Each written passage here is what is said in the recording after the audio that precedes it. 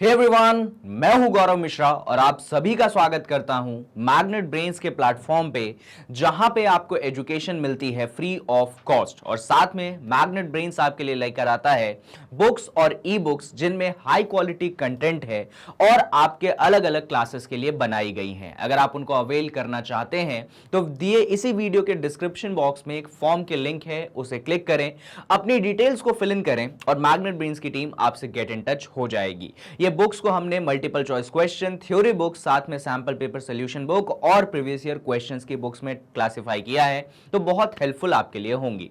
फिलहाल इन सब बातों को साइड में रखते हुए हम आते हैं हमारे आज के सेशन पे, जहां पे आज हम क्लास 11th के मैथमेटिक्स को आगे बढ़ाएंगे। और आज की जो वीडियो है ये फोकस करेगी हमारे चैप्टर नंबर 7 यानी कि परम्यूटेशन एंड कॉम्बिनेशन पे। और उसके अंदर जो टॉपिक हम लेकर आए हैं वो है आपका theorems and questions on NCR. आपको याद होगा मैंने आपको सबसे पहले पढ़ाया कि कॉम्बिनेशन होता क्या है, और जब मैंने आपको कॉम्बिनेशन पढ़ाया तो मैंने आपको नंबर ऑफ कॉम्बिनेशन निकालना सिखाए थे और उसके लिए एक फॉर्मूला इंट्रोड्यूस करवाया था एनसीआर। उसका मैंने एक्सपांशन दिया था और बहुत ब्रीफ में आइडिया दिया था। और फिर लास्ट वीडियो में बताया था कि भाई जब अगली वीडियो आएगी तो डेडिकेटेड होगी आपके एनसीआर पे, मतलब आपको मैं कंप्लीटली समझाऊंगा कि भाई ये एनसीआर चीज क्या है और इस पे क्या क्या ऐसे थ्योरम्स हैं जो आपको मालूम होने चाहिए और किस किस टाइप के क्वेश्चंस हैं जो आपके एग्जाम में पूछे जा सकते हैं। बहुत डिटेल्ड वीडियो बनाई है मैंने यहां पे, सारे इंफॉर्मेशन, सारी बातें, सब कुछ मैंने इस वीडियो के अंदर इंक्लूड किया है और बहुत ज्यादा एंजॉय करेंगे आप। बहुत सारी चीजें आपको सीखने को मिलेगी इस वीडियो के अंदर। तो आई होप कि सेशन का टारगेट आप लोगों को बहुत अच्छे से क्लियर है। अच्छा, एक और बात बता देता हूं, अभी तक अगर आपने क्लास 11th की मैथ्स की वीडियोस देखना स्टार्ट नहीं की है मैग्नेट ब्रेन्स के यूट्यूब चैनल पे, तो मैं तरीका बता देता हूं। इस वीडियो के डिस्क्रिप्शन बॉक्स में आप वापस से जाएं, फिर से जाएं, वहां पे आपको प्लेलिस्ट की लिंक मिलेगी। भाई आप उस पर क्लिक करें और आपके सामने पूरी क्लास 11th की मैथ्स की वीडियो सीक्वेंस में मिल जाएगी। फिर जो भी वीडियो आपको देखने का मन हो वहां से देख लीजिएगा। कॉन्सेप्ट क्लैरिटी की गारंटी मैं आपको 100% पर्सनली देता हूं। चलिए अब इन सारी बातों को ध्यान में रखते हुए स्टार्ट करते हैं आज के सेशन को, जहां पे हम थ्योरम्स डिस्कस करेंगे और क्वेश्चंस डिस्कस करेंगे किस पे, एनसीआर पे। तो डायरेक्ट मेन पॉइंट पे अपन आते हैं। तो यहां पे एक कोरोलरी है। पहली बात तो ये सर, ये कोरोलरी कहां से आ गई? सर कोरोलरी तब होती है जब कोई थ्योरम होता है। याद होगा क्लास 9th आपने यूक्लिड्स ज्योमेट्री जब पढ़ी थी, आपने लाइंस एंड एंगल्स जब पढ़ा था, पहले एक थ्योरम होती है और थ्योरम से रिलेटेड कोरोलरी होती है। तो सर इसकी थ्योरम कहां है? तो पहले इसकी थ्योरम मैं बता देता हूं, क्योंकि लास्ट वीडियो में मैंने इसकी थ्योरम डिस्कस कर दी थी, पर फिर से मैं आपके लिए डिस्कस करता हूं। इधर देखिएगा, तो यहां पे बच्चों कॉन्सेप्ट आता है, जो थ्योरम आता है इसके लिए, वो थ्योरम एक्चुअली एनसीआर के लिए है। तो यहां पे आपसे पूछा जाता है कि भाई एनसीआर का एक्सपांशन क्या है, ये एनसीआर से मतलब क्या है, क्या समझ में आता है आपको एनसीआर से? तो बड़ी बेसिक सी चीज समझ में आती है हमें। हम लिखते हैं ऊपर, जो ऊपर वाली चीज है उसका फैक्टोरियल, ऊपर एन है तो हम लिखेंगे ऊपर एन का फैक्टोरियल। फिर हम नीचे लिखते हैं जो नीचे वाली चीज है आर, तो हम यहां पे करते हैं आर का फैक्टोरियल। ध्यान से देखते रहिएगा, समझ में आएगी बात। जो ऊपर वाली चीज है पहले उसका फैक्टोरियल, फिर जो नीचे वाली चीज है बाद में उसका फैक्टोरियल, और फिर ध्यान से सुनना, ऊपर में से नीचे को घटाना है, ऊपर में से नीचे को घटाना है, यानी कि n में से r को घटाना है और फिर फैक्टोरियल लगा देना है। क्या किया मैंने? वापस से कहानी सुनो भाई, ऊपर वाली चीज का फैक्टोरियल डन, भाई नीचे वाली चीज का फैक्टोरियल डन, फिर ऊपर वाले में से नीचे वाले को घटाना है और फैक्टोरियल का साइन लगा देना है। तो ये होता है कौन? ये होता है आपका एनसीआर। ठीक है, एग्जांपल्स भी दिए थे मैंने कि भाई मान लो कोई कहता है हमें 10c3 निकालना है, इसका एक्सपांशन करो, इसकी वैल्यू बताओ। तो आप बोलोगे कोई टेंशन नहीं, बहुत सिंपल है। ऊपर क्या है? 10 है तो ऊपर 10 का फैक्टोरियल, नीचे क्या है? 3 है तो नीचे 3 का फैक्टोरियल, और ऊपर और नीचे का निकालिए डिफरेंस। तो 10 - 3 कितना होता है? 7 होता है। तो आप यहां पे क्या कर देते थे? 7 का फैक्टोरियल कर देते थे। तो भाई कुछ ऐसी कहानी बैठती है एनसीआर पे, जो कि मैं आपको पहले भी सिखा चुका हूं। ठीक है ना? चलिए, तो ये तो कहानी अपनी सेट है।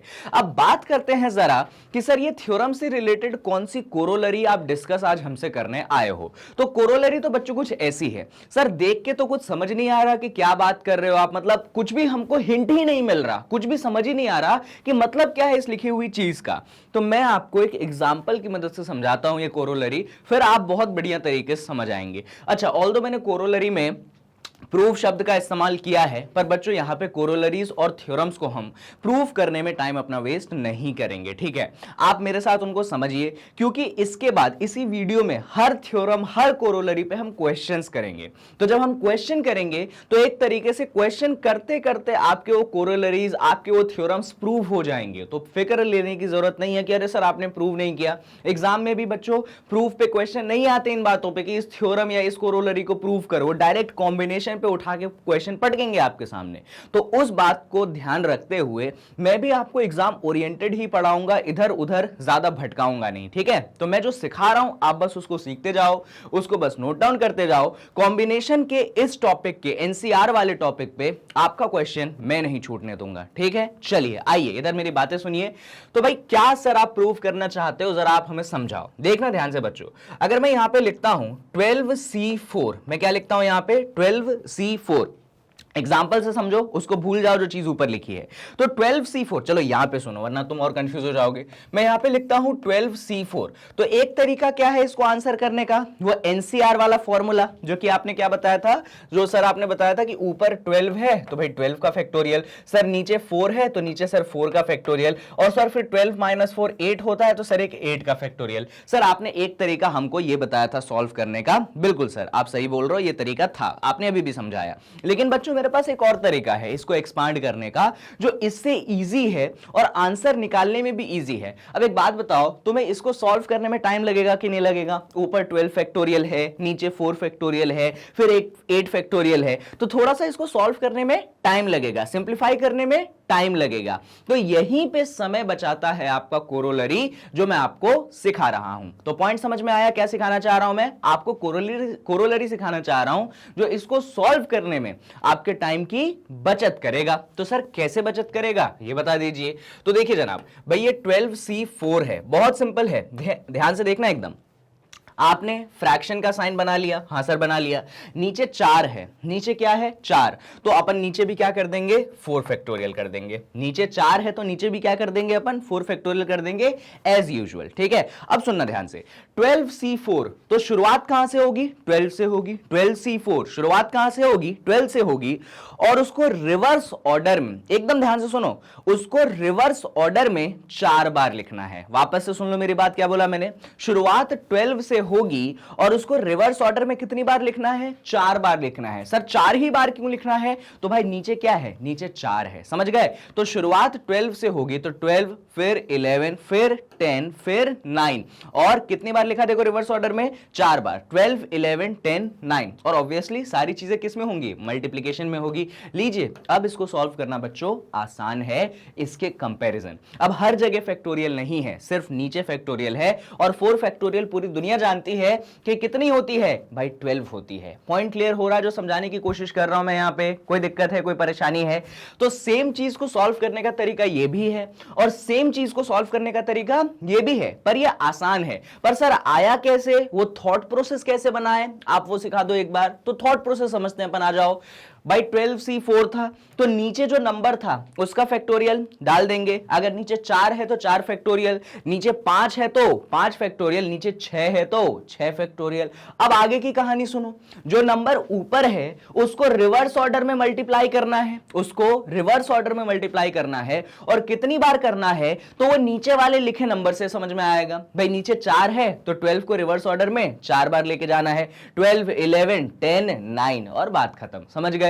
ये है एक्चुअली बच्चों आपका कोरोलरी नंबर 1, ठीक है। यही चीज उन्होंने यहां पे सिखाने की कोशिश की है, बस वो चीजें वेरिएबल के टर्म्स में है तो हमारे दिमाग में इनपुट नहीं होती है, हमारे दिमाग में इनपुट होते हैं नंबर्स। हमने मैथ्स में हमेशा देखे हैं कि नंबर्स, भाई जब तक नंबर नहीं है तब तक मैथमेटिक्स नहीं है। ऐसा तो वैसे नहीं होता है, पर हाँ आपके दिमाग ऐसा बचपन से प्रोग्राम होते आया है, इसीलिए वेरिएबल के टर्म्स में आप कम समझते हैं, लेकिन जब चीजें नंबर्स के टर्म्स में होती है तब आप ज्यादा समझते हैं। इसीलिए मैंने एग्जाम्पल की मदद से समझा समझाया। कुछ और बातें कर लो सर जरा। अच्छा, ये तो सर प्रूफ करके दिखाओ इन दोनों की वैल्यू सेम आ रही है कि नहीं आ रही है, ये तो प्रूफ करके दिखाओ। तो आप इनको सॉल्व कर लीजिएगा, खुद से कर लीजिएगा। आप देखेंगे बच्चों कि इन दोनों की वैल्यू क्या आएगी, 110% सेम आएगी। ठीक है, आप ट्राई कर लीजिएगा। सर कुछ और क्वेश्चंस करवा दो इस पर, जिससे थोड़ा सा ये कॉन्सेप्ट मजबूत हो जाए। करवा दो क्वेश्चन? चलो एक क्वेश्चन करवा देता हूं। जैसे मान लो मैंने लिख दिया 100C9, क्या लिख दिया मैंने, 100C9। अरे बाप रे सर, इसको सॉल्व करने में तो हालत खराब हो जाएगी, है ना। 100C9 अगर वो फैक्टोरियल वाले मेथड से चले गए तब तो हालत खराब हो जाएगी, टाइम ही टाइम लग जाएगा। फैक्टोरियल तो हमको 100 का आता ही नहीं है, तो क्या करेंगे हम यहाँ पे, सर आपका वाला कोरोलरी लगाएंगे। सर नीचे 9 है तो सर नीचे क्या कर देंगे हम, 9 का फैक्टोरियल कर देंगे। बात समझ में आ रही है। सर ऊपर 100 है तो सर 100 को हम 9 बार रिवर्स ऑर्डर में लिखेंगे। क्या बोला मैंने, सर 100 को हम 9 बार मल्टीप्लाई करते हुए रिवर्स ऑर्डर में लिखेंगे। तो सर शुरुआत होगी कहानी की 100 से, फिर आएगा 99, 9 बार लिखना है, फिर आएगा 98, 3 बार हो गया देखना, फिर आएगा 97, 4 बार हो गया, फिर आएगा 96, 5 बार हो गया, फिर आएगा 95, कितनी बार हो गया, 6 बार, फिर क्या आएगा 94 आएगा, फिर 93 आएगा, और फाइनली आपके पास 92 आएगा। देख लो 9 बार है कि नहीं, 1 2 3 4 5 6 7 8 9, जी हाँ भाई 9 बार है। तो कुछ इस तरीके से आपने इस क्वेश्चन को देखा। ये होता है बच्चों देखने का नजरिया, जो चीजें हमारी क्या करता है, आसान करता है। फिलहाल कोरोलरी हो गई, मैंने आपको समझा दिया। तो हाँ सर समझा तो दिया आपने, आगे क्या, तो आगे कुछ क्वेश्चन है क्या, क्वेश्चन तो नहीं, एक और कोरोलरी आ गई। अब इसको भी अपन प्रूव नहीं करेंगे, इसको समझते हैं। आइए इसको अपन समझने की कोशिश करते हैं। मान लीजिए बच्चों किसी ने ऐसा दिया आपको NCN, मतलब N में से N ऑब्जेक्ट का कॉम्बिनेशन। NCR का मतलब मैंने आपको समझाया था ना वर्ड में, कि अगर मैं NCR लिखता हूं तो NCR का मतलब क्या होता है, NCR का मतलब होता है कि आपके पास N डिफरेंट ऑब्जेक्ट है और उसमें से R डिफरेंट ऑब्जेक्ट्स को चुनना है, सेलेक्ट करना है। याद है कॉम्बिनेशन का मतलब क्या समझाया था मैंने, सिलेक्शंस। कॉम्बिनेशन का मतलब क्या होता है, सिलेक्शन, कि कितने आप सेलेक्ट करते हैं। तो अगर मैं NCR लिखता था तो NCR का मतलब क्या होता था कि भाई टोटल ऑब्जेक्ट्स हमारे पास N है और उन टोटल N ऑब्जेक्ट्स में से हमें R ऑब्जेक्ट्स को क्या करना है, सेलेक्ट करना है। यही होता था NCR का मतलब, याद होगा आप लोगों को पिछली वीडियो के अनुसार।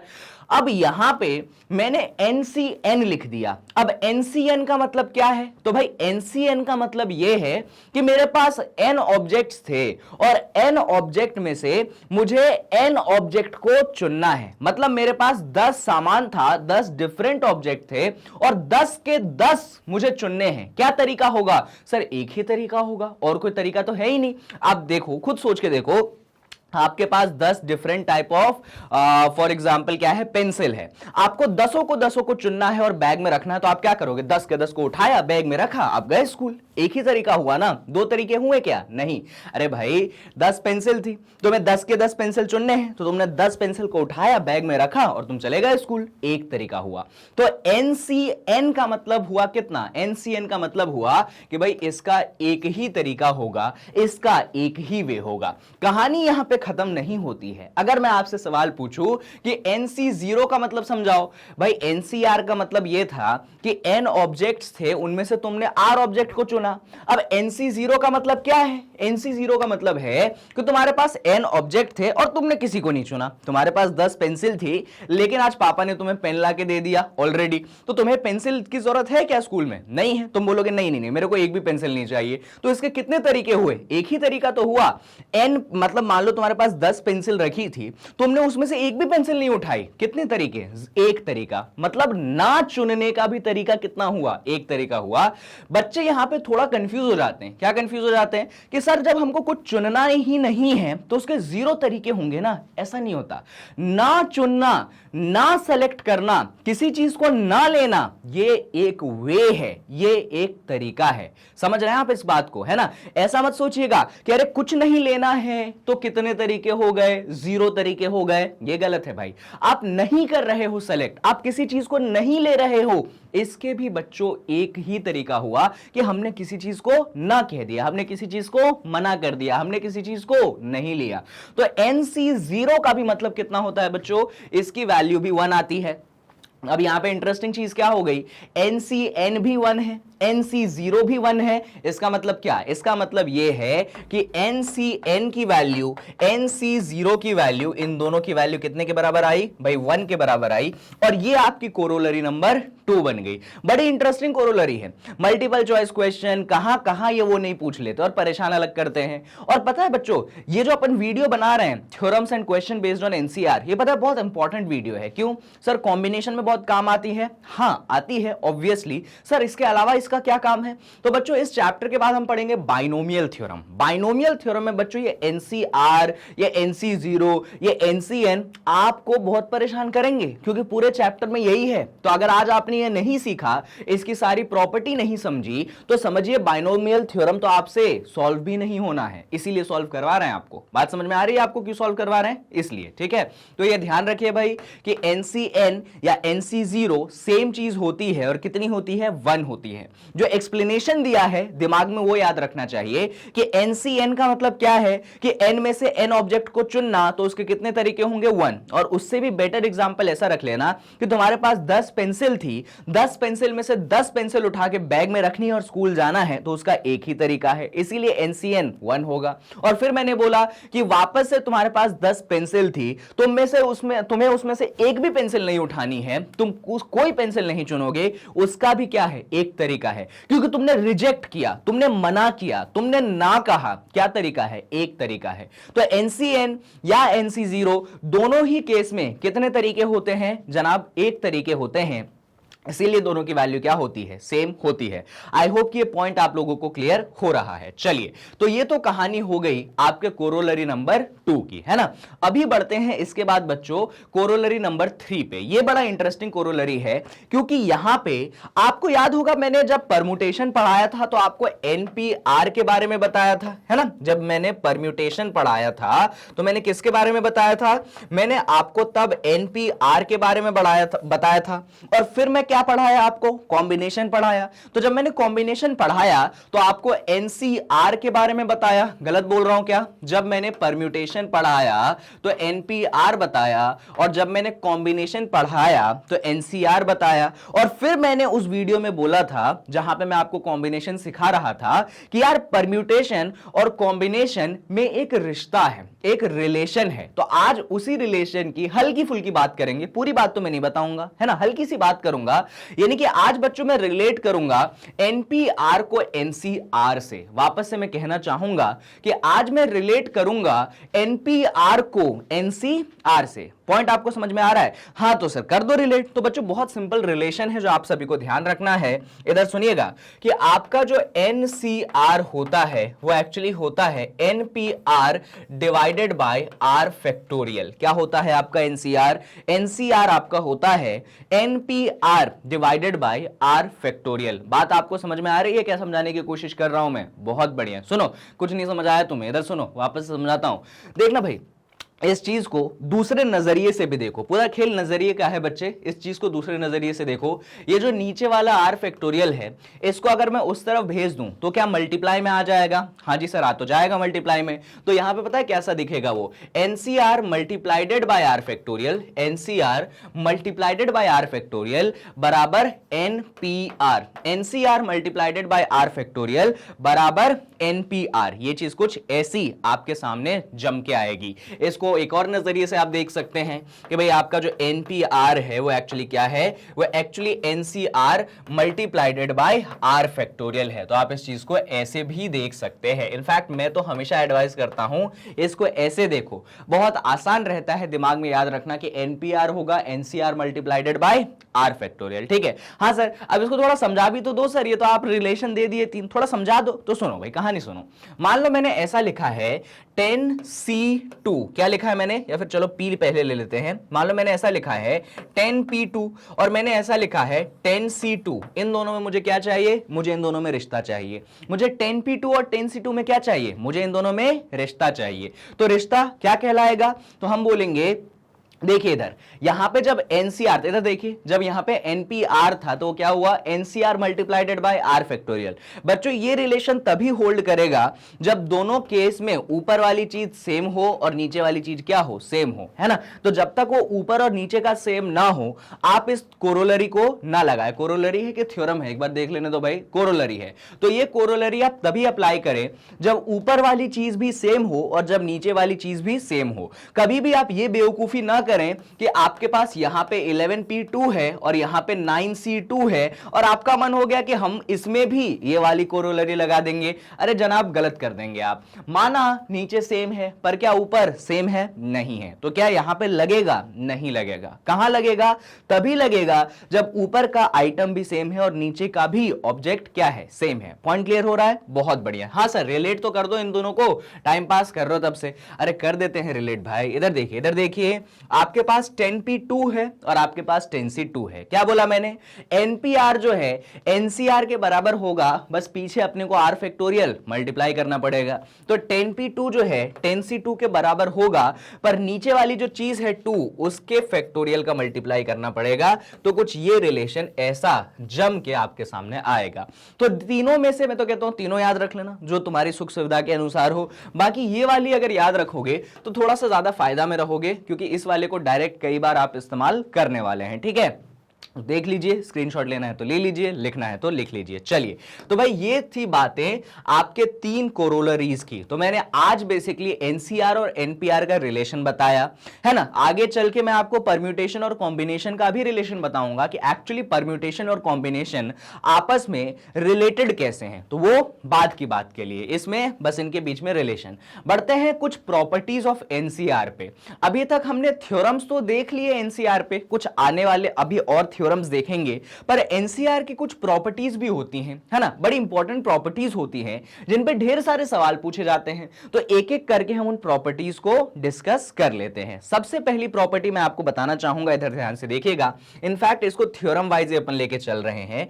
अगर आपके पास एनसीआर है, ठीक है, तो ये एनसीआर जो है ना NCN-R के बराबर होगा। अरे सर ये क्या बोल दिया आपने अचानक से, ये क्या क्या क्या क्या लिख दिया है आपने, समझाओ थोड़ा जरा इसको। सुनना भाई, एग्जांपल से समझते हैं। मान लो आपके पास 10c2 है, मान लो आपके पास 10c2 है।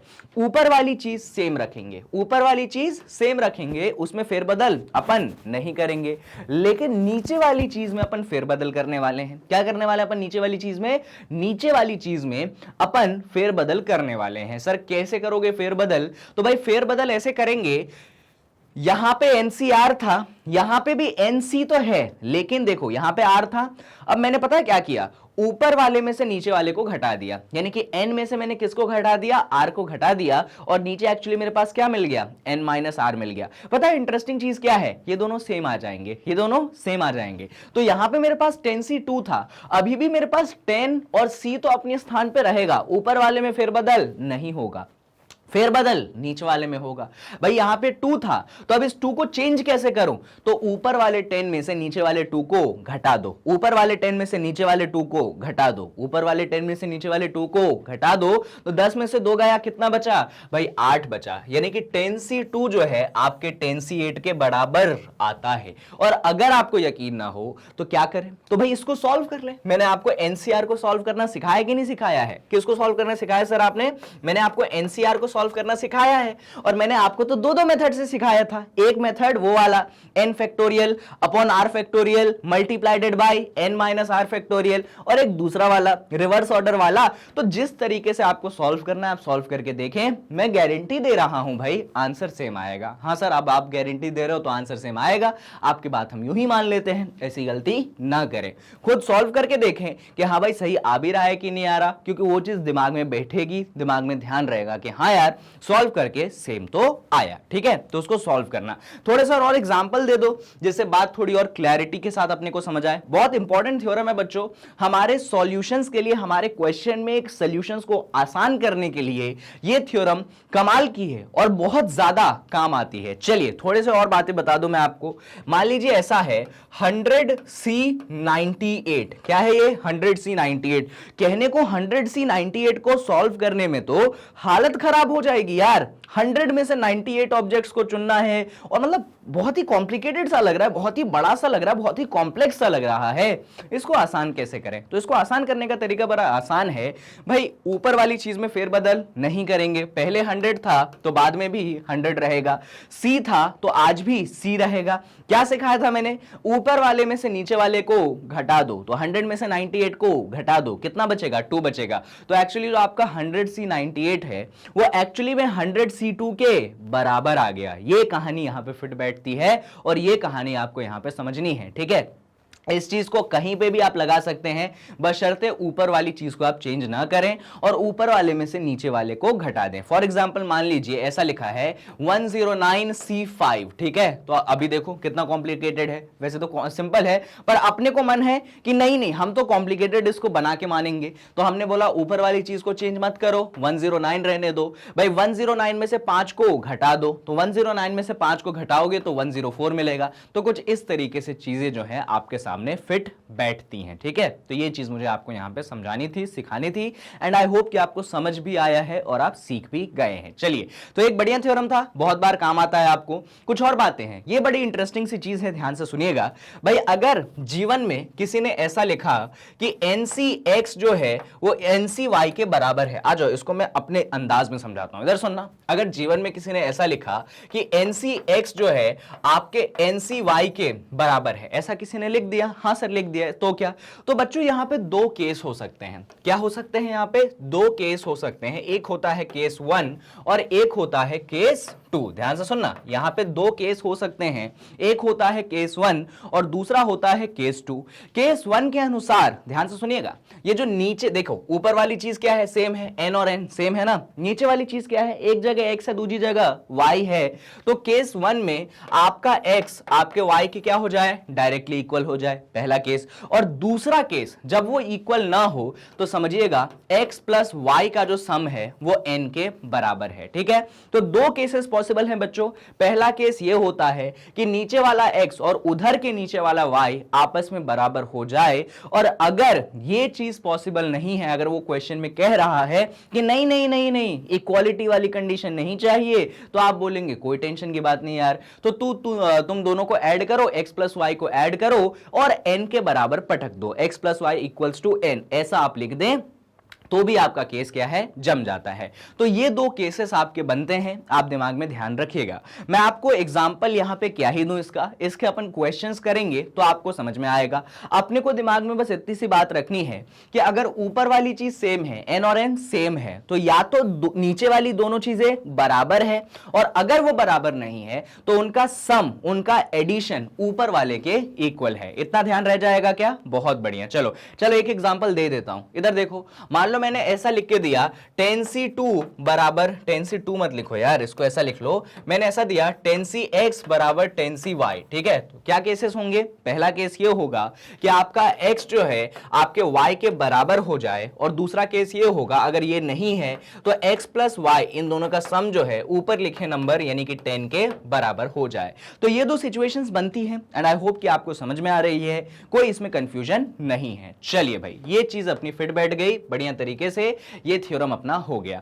तो इस थ्योरम पे कुछ सवाल बनते हैं क्या? चलो बाद में करेंगे बच्चों। एक और थ्योरम कर लेते हैं जो कि आपका पास्कल्स लॉ है। ये जो पास्कल्स लॉ है बच्चों, कमाल का लॉ है और इतनी बार काम आता है कि क्या बताऊं। तो चलिए डिटेल में अपन पास्कल्स लॉ को देखते हैं। देखिए भाई, पास्कल लॉ बड़ा ही इंपॉर्टेंट है, ये तो आप समझ ही चुके होंगे अब तक। अब देखते हैं इसमें है क्या। तो मैं इन सारी चीजों को वापस से आपके लिए लिखता हूं, ऐसा यहां पे लिखते हैं अपन। यहां पे मान लीजिए NCR है, ठीक है, और इसके साथ में जुड़ा हुआ है N, और देख लो जरा, यहां से चीटिंग कर लेते हैं। वापस से क्या है? वापस से है NCR-1। तो यहां पे पहले देखिए कि पैटर्न क्या फॉलो हो रहा है, पैटर्न को पहले समझिए। तो पैटर्न कुछ ऐसा है बच्चों की पहला वाला जो है वहां पे NCR है, ऊपर वाली चीज N है, नीचे वाली चीज R है। फिर दूसरा वाला जो है उसमें भी ऊपर वाली चीज N है। तो जो ऊपर वाला नंबर है, ऊपर वाला जो n है वो सेम रहेगा, वो चेंज नहीं होगा, लेकिन आपका जो r है वो सब्सट्रैक्ट हो गया, वो एक कम हो गया, r से क्या हो गया, वो r-1 हो गया। तो पहले इस पैटर्न को दिमाग में बिठाइए। जब ये सारी चीजें बैठ जाती हैं तो आंसर पता है बड़ा सिंपल आता है। क्या आता है आंसर? देखो ये लिखा है n+1 CR, यानी कि जो ऊपर वाली चीज है ना वो एक बढ़ जाएगी, वो n से क्या हो जाएगी, n+1 हो जाएगी, c आएगा। अब r में क्या, तो r के लिए देखना ये बड़ा कि ये बड़ा, तो r बड़ा है r-1 से, तो नीचे क्या आएगा, नीचे r आएगा। ये बच्चों बनता है आपके पास पास्कल्स लॉ। देखिए वापस से क्या चीजें हैं इसमें, n है ऊपर दोनों जगह, ठीक है, नीचे है r एक जगह और दूसरी जगह है r-1, तो दोनों को जब आप ऐड करते हैं तो जो ऊपर वाला नंबर है वो एक इंक्रीज हो जाता है। और बात करूं मैं नीचे वाले नंबर की, तो दोनों में से जो बड़ा है आप उसको लिख दीजिएगा। भाई r और r-1 में से बड़ा कौन है, बड़ा r है, इसीलिए हमने नीचे क्या लिख दिया, हमने नीचे r लिख दिया। तो ये बन गया कौन सा लॉ, अपना पास्कल लॉ। इसको थोड़ा सा एग्जांपल से आप समझा दीजिए। तो चलिए एग्जांपल से समझते हैं। मान लीजिए ऐसा है यहां पे 10C4, ठीक है, और यहां पे है 10C3। पहले तो ये देखिए क्या ये पास्कल लॉ के पैटर्न को फॉलो कर रहा है या नहीं कर रहा है। तो आप देखेंगे तो ऊपर दोनों जगह क्या है, 10 है, यहां पे 4 है और फिर बाद में 3 है, यानी कि डिक्रीज हुआ है, ठीक है। तो हम क्या करेंगे, हम कहते हैं कि भाई ऊपर वाली चीज को एक बढ़ा दो, तो 10 को क्या कर दो, 10+1 11 कर दो, और बाकी नीचे कौन सा नंबर आएगा, 4 और 3 में से जो बड़ा नंबर है, यानी कि 4 है तो नीचे आपके पास 4 आ जाएगा। ये बन गया आपका पास्कल्स लॉ, ठीक है। प्रूफ पे अपन डिस्कशन नहीं करने जा रहे हैं, आप इस चीज को दिमाग में बिठाइए कि भाई पास्कल्स लॉ है क्या, क्योंकि ये लॉ बहुत ज्यादा काम आने वाला है आपके बायनोमियल थ्योरम में, आपके परम्यूटेशन एंड कॉम्बिनेशन चैप्टर में, और कहीं पे भी और भी आ सकता है। तो इसीलिए ये लॉ आपको मैंने समझा दिया जो समझा सकता था, ठीक है। अभी बहुत सारे एप्लीकेशंस करेंगे अपन जब इनके क्वेश्चंस पे आएंगे, ठीक है। कुछ और एग्जांपल देख लें क्या, चलो कुछ और एग्जांपल देख लेते हैं। मान लो ऐसा होगा 100C5 ऐसा है, और यहां पे है 100C, और यहां पे मान लो आपके पास 4 है। तो देख लो जरा पैटर्न को फिट बैठता है क्या, देखोगे जरा, तो ऊपर क्या है, 100 है, सेम आ गया, नीचे 5 है और 5 से एक कम यानी कि 4 है, तो हम बोलेंगे भाई 100 को तो हमने एक बढ़ा दिया तो 101 हो गया। बाकी बात करेंगे नीचे, तो 5 और 4 में से कौन बड़ा है, भाई 5 बड़ा है, तो यहां पे हम नीचे क्या लिख देंगे, 5 लिख देंगे। इस तरीके से कौन सा लॉ आ गया, वापस से आपका पास्कल्स लॉ जस्टिफाई हो गया। चीजें क्लियर हैं, कहीं कोई कंफ्यूजन है क्या, नहीं है, बढ़िया। चलिए तो ये आपका थ्योरम 3 था पास्कल्स लॉ पे। एक और थ्योरम है बच्चों जो थोड़ा सा हटके है, तो इस थ्योरम को देख लीजिए। भाई यहां पे ये बोला गया है कि जब n को आप मल्टीप्लाई करते हैं n-1 CR-1 से, देखिएगा पैटर्न समझिएगा, तो यहां पे बाहर में मल्टीप्लाइडेड है n, ऊपर क्या है पावर, n से एक कम यानी कि n-1, यहां पे नीचे क्या है पावर, r-1, ठीक है, जनरल नहीं है, NCR नहीं है, n-1 CR-1, तो ये बराबर होगा आपके n-R+1 से, और यहां पे आखिरी में चीज आएगी NCR-1। तो ये एक और थ्योरम है जो आपको ध्यान रखना पड़ेगा ही पड़ेगा, क्योंकि क्वेश्चंस में ये थ्योरम डायरेक्ट आपके काम आएगा। तो क्या है थ्योरम देख लीजिए, n multiplied by n-1 CR-1 equals to n-R+1 multiplied by NCR-1, ठीक है। इसको इतना रटने की कोशिश ना करें, हम जब सवाल करेंगे तो 3-4 बार जब आप अप्लाई करेंगे, जब आप खुद से घर पे प्रैक्टिस करेंगे, तो खुद ये थ्योरम्स आपके दिमाग में थोड़ा बहुत बैठने लगेगी। फिर भी मैं बोलूंगा 3-4 बार कहीं लिख के देख लेना, अगर दिमाग में सटीक बैठ गया तो बड़ी अच्छी बात है, ठीक है, तो कहीं लिख के देख लेना। बाकी तो मैं भी इनको बार बार देख के इस्तेमाल करता हूं। यहां पे बच्चों दो और चीजें आती हैं, इनको देख लीजिए जरा, सिंपल सी चीजें हैं, काम की चीजें हैं। एक ये वाला है जो आपको ध्यान रखना पड़ेगा कि NCR का जब आप रेशियो लेते हैं NCR-1 से, NCR का जब आप रेशियो लेते हैं NCR-1 से, तो आंसर बनता है n-R+1 डिवाइडेड बाय R, ठीक है, एक ये याद रखेंगे। दूसरा अपन ये याद रखेंगे कि जब NCR का रेशियो लेते हैं हम n-1 CR-1 से, तो आंसर बनता है अपने पास n/R। तो ये दो रिजल्ट्स अपन और ध्यान रख लेंगे, ठीक है। परेशानी है किसी को क्या, ध्यान रख लेंगे रिजल्ट्स, ठीक है। चलिए तो ये 3 रिजल्ट्स मैंने आपके सामने ध्यान रखने के लिए बोले हैं, एक तो ये दोनों है और एक ये दोनों है, तो ये 3 रिजल्ट्स अपने को ध्यान रखना पड़ेगा। ये यहाँ पे मैंने सारे रिजल्ट्स की एक समरी आपके लिए प्रोवाइड की है, तो इन सारे रिजल्ट्स को आप यहां से ध्यान रख सकते हैं। एक पेज पे मैंने लिख लिया है, आप भी इसका स्क्रीनशॉट ले लें, बहुत हेल्प हो जाएगी, बहुत काम आ जाएगा, आपको परेशानियों का सामना नहीं करना पड़ेगा। ठीक है, चलिए, तो ये आपके सारे थे रिजल्ट्स। बच्चों, ये जो आपके रिजल्ट्स थे यही मैंने आपको डिस्कशन किया है स्टार्टिंग से। अगर आप ध्यान से देखेंगे तो ढेर सारे अपने रिजल्ट्स लाए थे यहां से, है ना। ये थ्योरम मैंने इसको एक्सप्लेन किया, फिर ये चीज, फिर ये हो, या फिर ये हो, या फिर ये हो, या ये हो, पास्कल्स लॉ। और उसके बेसिकली ये जो आपके 2 थ्योरम्स है ना बच्चों, कहीं ना कहीं पास्कल्स लॉ से रिलेटेड है, और ये इन सारे रिजल्ट्स की क्या है, समरी है। तो इसका स्क्रीनशॉट प्लीज ले लो। स्क्रीनशॉट से बेटर होगा फटाफट इसको आप कॉपी में, जो आपकी प्रैक्टिस कॉपी होगी या जिस कॉपी में भी आप मैथ्स के मेरे साथ पढ़ते पढ़ते नोट्स बनाते होंगे, फटाफट उसमें सारी चीजों को नोट डाउन करके रख लीजिए। ठीक है, ये सारे आपके रिजल्ट्स रहे। अब इन रिजल्ट्स के बेसिस पे, इसीलिए एक पेज पे लिखा है अपन ने, इन रिजल्ट्स के बेसिस पे बच्चों हमारे पास अब क्या है, हमारे पास सवाल हैं। तो अब एक एक करके हम क्या करेंगे, जितने हमने रिजल्ट्स पढ़े हैं इन रिजल्ट्स का इस्तेमाल करके हम किनको सॉल्व करेंगे भाई, हम सवालों को सॉल्व करेंगे। तो चलिए शुरू करते हैं एक एक करके हम हमारे क्वेश्चंस को सॉल्व करना। चलिए देखिए, अब इस सवाल में हमें बोला गया है कि भाई हमें tan C3 की वैल्यू क्या करनी है, फाइंड करनी है। तो इसके लिए हम क्या प्रोसेस अपनाएंगे, हम बोलेंगे कि भाई हमें tan C3 निकालना है, तो आप नॉर्मल वाला जो C वाला एक्सपेंशन है उसको ना लगाएं, उसकी जगह आप लगाएं कौन सा वाला, जो मैंने आपको सिखाया था कि भाई नीचे कौन सा नंबर है, 3 है, तो नीचे क्या आ जाएगा, 3 का फैक्टोरियल आ जाएगा।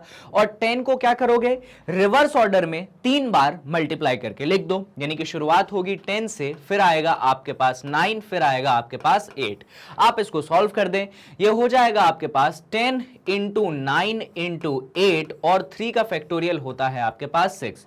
कुछ चीजें कैंसिल हो सकती हैं, 3 2 जा 6, 3 3 जा 9, और 2 1 जा 2, 2 4 जा 8, यानी कि बचता है आपके पास 10 इंटू 3 इंटू 4, जो कि होता है आपके पास 120। आई होप ये चीज आपको क्लियर है। तो कुछ इस तरीके से आप सवाल को सॉल्व कर सकते हैं। चेक कर लीजिए कि कहीं पे हमने कोई मिस्टेक तो नहीं कर दी है। तो मेरे हिसाब से 3 2 जा 6, 3 3 जा 9 सब कुछ सही है, कोई परेशानी नहीं। कुछ मिस्टेक हो तो जरूर बता दीजिएगा। एक सवाल आप कर लीजिएगा कि 11C8 को हम कैसे सॉल्व करेंगे। चलो तुम मत करो, मैं करके दिखाता हूं, आ जाओ भाई। यहां पे बच्चों हमें किसको सॉल्व करना है, तो यहां पे हमें 11C8 की वैल्यू फाइंड करनी है। तो यहां पे लोग सोचते हैं अच्छा 11C8 निकालना है, इसका मतलब यह है कि सर क्या करेंगे, सर नीचे लिखेंगे 8 का फैक्टोरियल, है ना। देखना लोगों का लॉजिक देखना, सर नीचे लिखेंगे 8 का फैक्टोरियल और फिर 11 को जो है 8 बार रिवर्स ऑर्डर में लिखेंगे। शुरुआत करेंगे 11 से, फिर लिखेंगे सर 10, फिर लिखेंगे सर 9, और ऐसे में जाऊंगा। क्या ये मेथड यहां पे लगाना फिजिबल है, क्या इसकी मदद से आप आसानी से आंसर फाइंड कर पाएंगे, नहीं कर पाएंगे। तो यहां पे बच्चे सोचेंगे ठीक है सर ये मेथड नहीं लग रहा ना, तो दूसरा लगा लेते हैं। कौन सा दूसरा, सर जो एनसीआर का आपने एक्सपांशन बताया था वो होता है n फैक्टोरियल डिवाइडेड बाय, फिर क्या आता है, फिर आता है r factorial multiplied by n minus r factorial. Sir अगर वो नहीं लग रहा है तो हम ये लगा लेते हैं, ठीक है लगा लीजिए। तो आप बोलेंगे कि सर 11C8 है, तो यहां पे ऊपर हो जाएगा 11 फैक्टोरियल, सर नीचे हो जाएगा 8 फैक्टोरियल, और सर यहां पे मल्टीप्लाई में क्या हो जाएगा 11 माइनस 8, जो कि कितना होता है 3, तो यहां पे आ जाएगा सर 3 फैक्टोरियल। तो सर हम इसकी मदद से सॉल्व कर लेंगे। भाई आप भी सही हैं, कोई दिक्कत की बात नहीं। पर यहां पे मेरे पास एक और अप्रोच है जिसकी मदद से आप आसानी से सॉल्व कर सकते हैं। मैं आपको एक थ्योरम याद दिला देता हूं। थ्योरम बच्चों ये था कि जो आपका NCR होता है वो एक्चुअली बराबर होता है NC n माइनस R के। पढ़ाया था मैंने आज की वीडियो में। तो इस चीज को यहां पे अपन लगाते हैं, कैसे देखना जरा। भाई हमारे पास क्या है, हमारे पास है 11C8, तो हम इसको पहले कन्वर्ट करेंगे। देखिए सॉल्व करने के लिए हमेशा ध्यान रखिएगा, नीचे वाला नंबर जितना ज्यादा छोटा रहेगा उतना ही आसान सॉल्यूशन होगा, ठीक है। यहां पे 8 है तो नीचे वाले नंबर को जितना ज्यादा आप छोटा कर सकते हो, समझिएगा सॉल्यूशन उतना आसान होगा। तो उसकी मदद से अपन कर देंगे। ऊपर तो 11 ही लिखेंगे, फिर C आएगा। अब यहां पे क्या करते थे, n माइनस R, यानी कि 11 माइनस 8 कितना होता है, 11 माइनस 8 3 होता है। अब 11C3 को सॉल्व करना आसान है, कैसे, तो यहां पे नीचे 3 है तो नीचे 3 का फैक्टोरियल आ गया, और 11 को 3 बार रिवर्स ऑर्डर में हम लिख देंगे। शुरू करेंगे हम 11 से, फिर आएगा 10 और फिर आएगा आएगा 3। तो बस लीजिए, हो गया काम खत्म। आप इसको सॉल्व कर लीजिए, आंसर आपके सामने है। करना है सॉल्व तो ऐसे देखो भाई, 11 इंटू 10 इंटू 3 है, तो ये जो 3 फैक्टोरियल है वो कितना होता है, वो 6 होता है। अब 3 1 जा 3, 3 2 जा 6, 2 1 जा 2, 2 5 जा 10, तो बेसिकली आपके पास 11 इंटू 5 बचा, जो कि कितना होता है, जो कि आपके पास 55 होता है। तो कुछ इस तरीके से क्वेश्चन का आंसर आ जाएगा। तो मुझे नहीं लगता है कि कोई परेशानी आपको हुई होगी इसको सॉल्व करने में। डन। तो मैंने यहां पे क्या सिखाया, मैंने आपको यह सिखाया कि जितना छोटा नंबर नीचे रहेगा उतना आसानी से आप क्वेश्चन को सॉल्व कर पाएंगे। ठीक है, चलिए, तो ये सवाल अपना निपट गया बच्चों। इसके बाद हम अगले सवाल पे आते हैं, ये वाला सवाल। तो ये सवाल में वापस से प्रॉपर्टी लगेगी। देखिएगा हमें क्या चीजें गिवन है। हमें गिवन है कि जो हमारा NC8 है वो बराबर है NC6 के। आपको याद है मैंने आज की वीडियो में एक प्रॉपर्टी पढ़ाई थी। कौन सी प्रॉपर्टी? कि अगर NCX बराबर हो NCY के तो दो केसेस होते हैं। कौन से दो केसेस होते हैं भाई? पहला केस ये होता है कि आपका X जो है Y के बराबर हो जाए, और दूसरा केस ये होता है कि जो नीचे वाले दोनों नंबर है उनका एडिशन आपके N के बराबर हो जाए। ये दो केसेस पढ़ाए थे। अब यहां पे ध्यान से देखोगे तो नीचे वाले दोनों नंबर तो ऑब्वियसली सेम नहीं है, यानी कि इस क्वेश्चन में पहला केस तो नहीं लगेगा। जब पहला नहीं लगेगा तो दूसरा वाला लगेगा कि नीचे वाले दोनों नंबर का सम ऊपर वाले नंबर के बराबर हो जाए, है ना। तो यहां पे आप ये बोलेंगे कि आपका जो 8 + 6 है, इन दोनों का सम जो है किसके बराबर हो जाए? जो ऊपर है n के बराबर हो जाए। 8 + 6 14 होता है, यानी 14 जो है आपके n के बराबर आ जाए। इसका मतलब n की वैल्यू कितनी आ गई? 14 आ गई। अब आपको n की वैल्यू नहीं निकालनी थी, एक्चुअली आपको NC3 कैलकुलेट करना था। क्या कैलकुलेट करना था? एक्चुअली में आपको NC3 कैलकुलेट करना था। ये NC3 क्या होगा भाई? n तो 14 है, यानी कि यहां पे आप 14C3 कैलकुलेट करेंगे। अब ये कैसे कैलकुलेट करेंगे? तो नीचे 3 है, तो नीचे 3 है तो भाई डिनोमिनेटर में 3 का फैक्टोरियल लिख दिया हमने। 14C3 का मतलब है 14 को रिवर्स ऑर्डर में हमें 3 बार लिखना है। तो शुरुआत करेंगे हम 14 से, फिर आएगा हमारे पास 13, फिर आएगा हमारे पास 12। बस अब इसको आप सॉल्व कर दीजिए। यहां पे 3 फैक्टोरियल की जगह ये देखो, ये हो गया 14 × 13 × 12। 3 फैक्टोरियल की जगह आप 6 लिख देंगे। 6 1 जा 6, 6 2 जा 12। ठीक है, तो क्या क्या बची चीजें आपके पास? ऊपर बचता है 14, यहां पे है 13 और यहां पे है आपके पास 2। मल्टीप्लाई करोगे तो मेरे हिसाब से 14 10 जा होता है 140, 14 3 जा होता है 42। तो 140 + 42 मेरे हिसाब से 182 होगा ये, और इसको आप मल्टीप्लाई कर सकते हो 2 से। एक बार चेक कर लेना, कैलकुलेशन में गड़बड़ हो तो बता देना। ठीक है, 14 3 जा सही है। अब इसको मल्टीप्लाई कर दोगे 2 से, तो मेरे हिसाब से 2 2 जा 4, 2 8 जा 16 का 6, 1 कैरी, 2 1 जा 2 + 1 3, 364 जो है आपका आंसर बनना चाहिए। तो कुछ इस प्रकार से आपका ये सवाल होता है, और एग्जाम में कई बार ये क्वेश्चन 2 नंबरों के लिए पूछा जाता है। तो अगर ये प्रॉपर्टी आएगी तभी ये सवाल हम कर पाएंगे, नहीं आएगी प्रॉपर्टी तो हम सवाल नहीं कर पाएंगे। तो एक सिंपल सवाल था, लेकिन सवालों का लेवल हम हमेशा बढ़ाते हैं। तो चलिए अगला सवाल जो अपन करते हैं बच्चों, इसको थोड़ा सा और टफ करते हैं। पहले आप इसको कोशिश कीजिए अटेम्प्ट करने की, हो जाता है बहुत अच्छी बात है, वरना मैं आपको यहां पे सॉल्यूशन दे रहा हूं। आ जाइए, देखिए भाई क्या क्वेश्चन है। क्वेश्चन बड़ा सिंपल है बच्चों। यहां पे n है ऊपर, यहां पे c है, फिर r-1 है। इसका रेशियो हमने लिया है किसके साथ? NCR के साथ।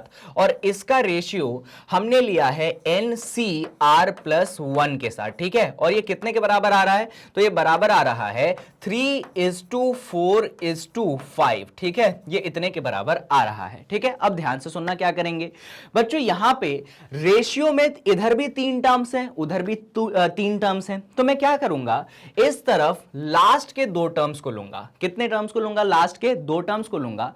जब मैंने लेफ्ट में लास्ट के 2 टर्म्स को लिया है तो राइट में भी कितनों को लूंगा? मैं लास्ट के 2 टर्म्स को लूंगा। सही बात है। अब यहां पे 2 टर्म्स क्या आए? तो यहां पे जो 2 टर्म्स आए आपके पास, वो आया NCR का रेशियो किसके साथ? आपके NCR+1 के साथ। ठीक है, NCR का रेशियो किसके साथ आया भाई?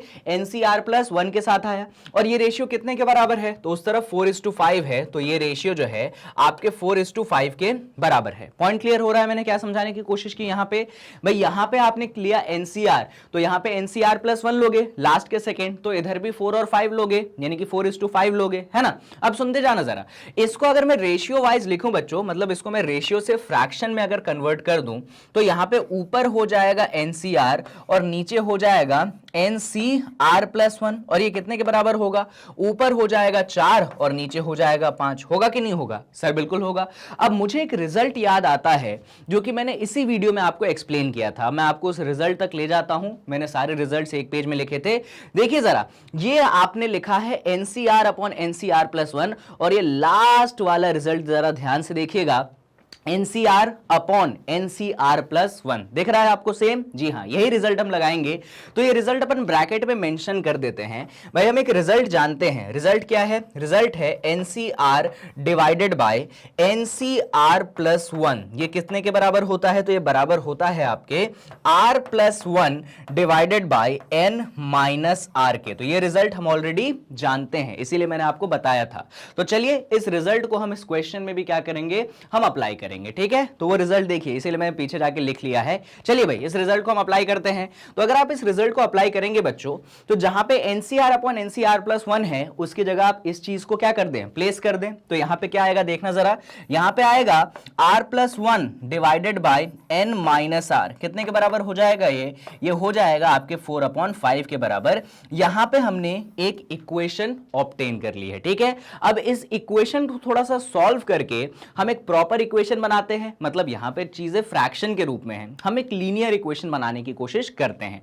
अच्छा, कुछ और वैल्यू वगैरह तो नहीं गिवन थी? नहीं, इतना ही गिवन था। चलिए हम इसको एक इक्वेशन के रूप में कन्वर्ट करने की कोशिश करेंगे बच्चों। आ जाओ, तो कैसे करें? तो यहां पे जो डिनोमिनेटर वाला 5 है मैं उस तरफ भेज दूं तो मल्टीप्लाई में आ जाएगा। यहां पे जो नीचे N-R है इस तरफ भेज दूं तो मल्टीप्लाई में आ जाएगा। चलो, तो 5 को हम उस तरफ भेजते हैं तो 5 टाइम्स ऑफ क्या हो जाएगा? यहां पे न्यूमरेटर में तो R+1 है, यहां पे N-R को इस तरफ भेजते हैं तो 4 टाइम्स ऑफ क्या हो जाएगा? N-R हो जाएगा। मल्टीप्लाई कर दो भाई, 5 इंटू R होता है 5R, 5 इंटू 1 होता है 5, मल्टीप्लाई कर दो 4 को, 4 इंटू N होता है 4N, minus sign 4 into R होता है 4R। डन। क्या सिखाता हूं मैं आपको? सारी चीजें एक तरफ रख लीजिए, या फिर जैसा इसको करना है मैं तो पहले ये बोलूंगा कि ये जो -4R है इसको इस तरफ ले आओ। तो ये हो जाएगा 5R, ये -4R को अपन इस तरफ ले आए तो +4R, यहां पे हमने 5 रहने दिया, बराबर कितने? बराबर 4N के। इसको सॉल्व कर लो। 5R + 4R कितना होता है? मेरे हिसाब से 9R हो जाएगा। तो 9R + 5 = 4N। अब इसमें एक और काम कर सकते हो आप, 9R को उस तरफ भेज दो तो यहां पे बचेगा 5, तो ये हो जाएगा 4N - 9R = 5। इसको थोड़ा सा कन्वर्ट कर लो इस इक्वेशन को, तो इस इक्वेशन को प्रॉपर्ली आप ऐसे लिख सकते हो, 4N - 9R = 5। तो ये जो है आपके सामने एक प्रॉपर इक्वेशन यहां पे बनती है। मैं इस इक्वेशन का नाम 1 रख देता हूं। ऐसे आपको एक इक्वेशन बनानी है। अब इसी तरीके से जैसे आपने देखा मैंने लास्ट के 2 रेशियो लिए, इसी तरीके से हम यहां पे थोड़ा सा और चेंज करके एक और इक्वेशन बना सकते हैं। लीनियर इक्वेशन इन 2 वेरिएबल बनेगा और N और R की वैल्यू आ जाएगी। फिर जो भी हमें निकालने को बोला है हमने निकाल दिया। अब दूसरा इक्वेशन कैसे बनाए?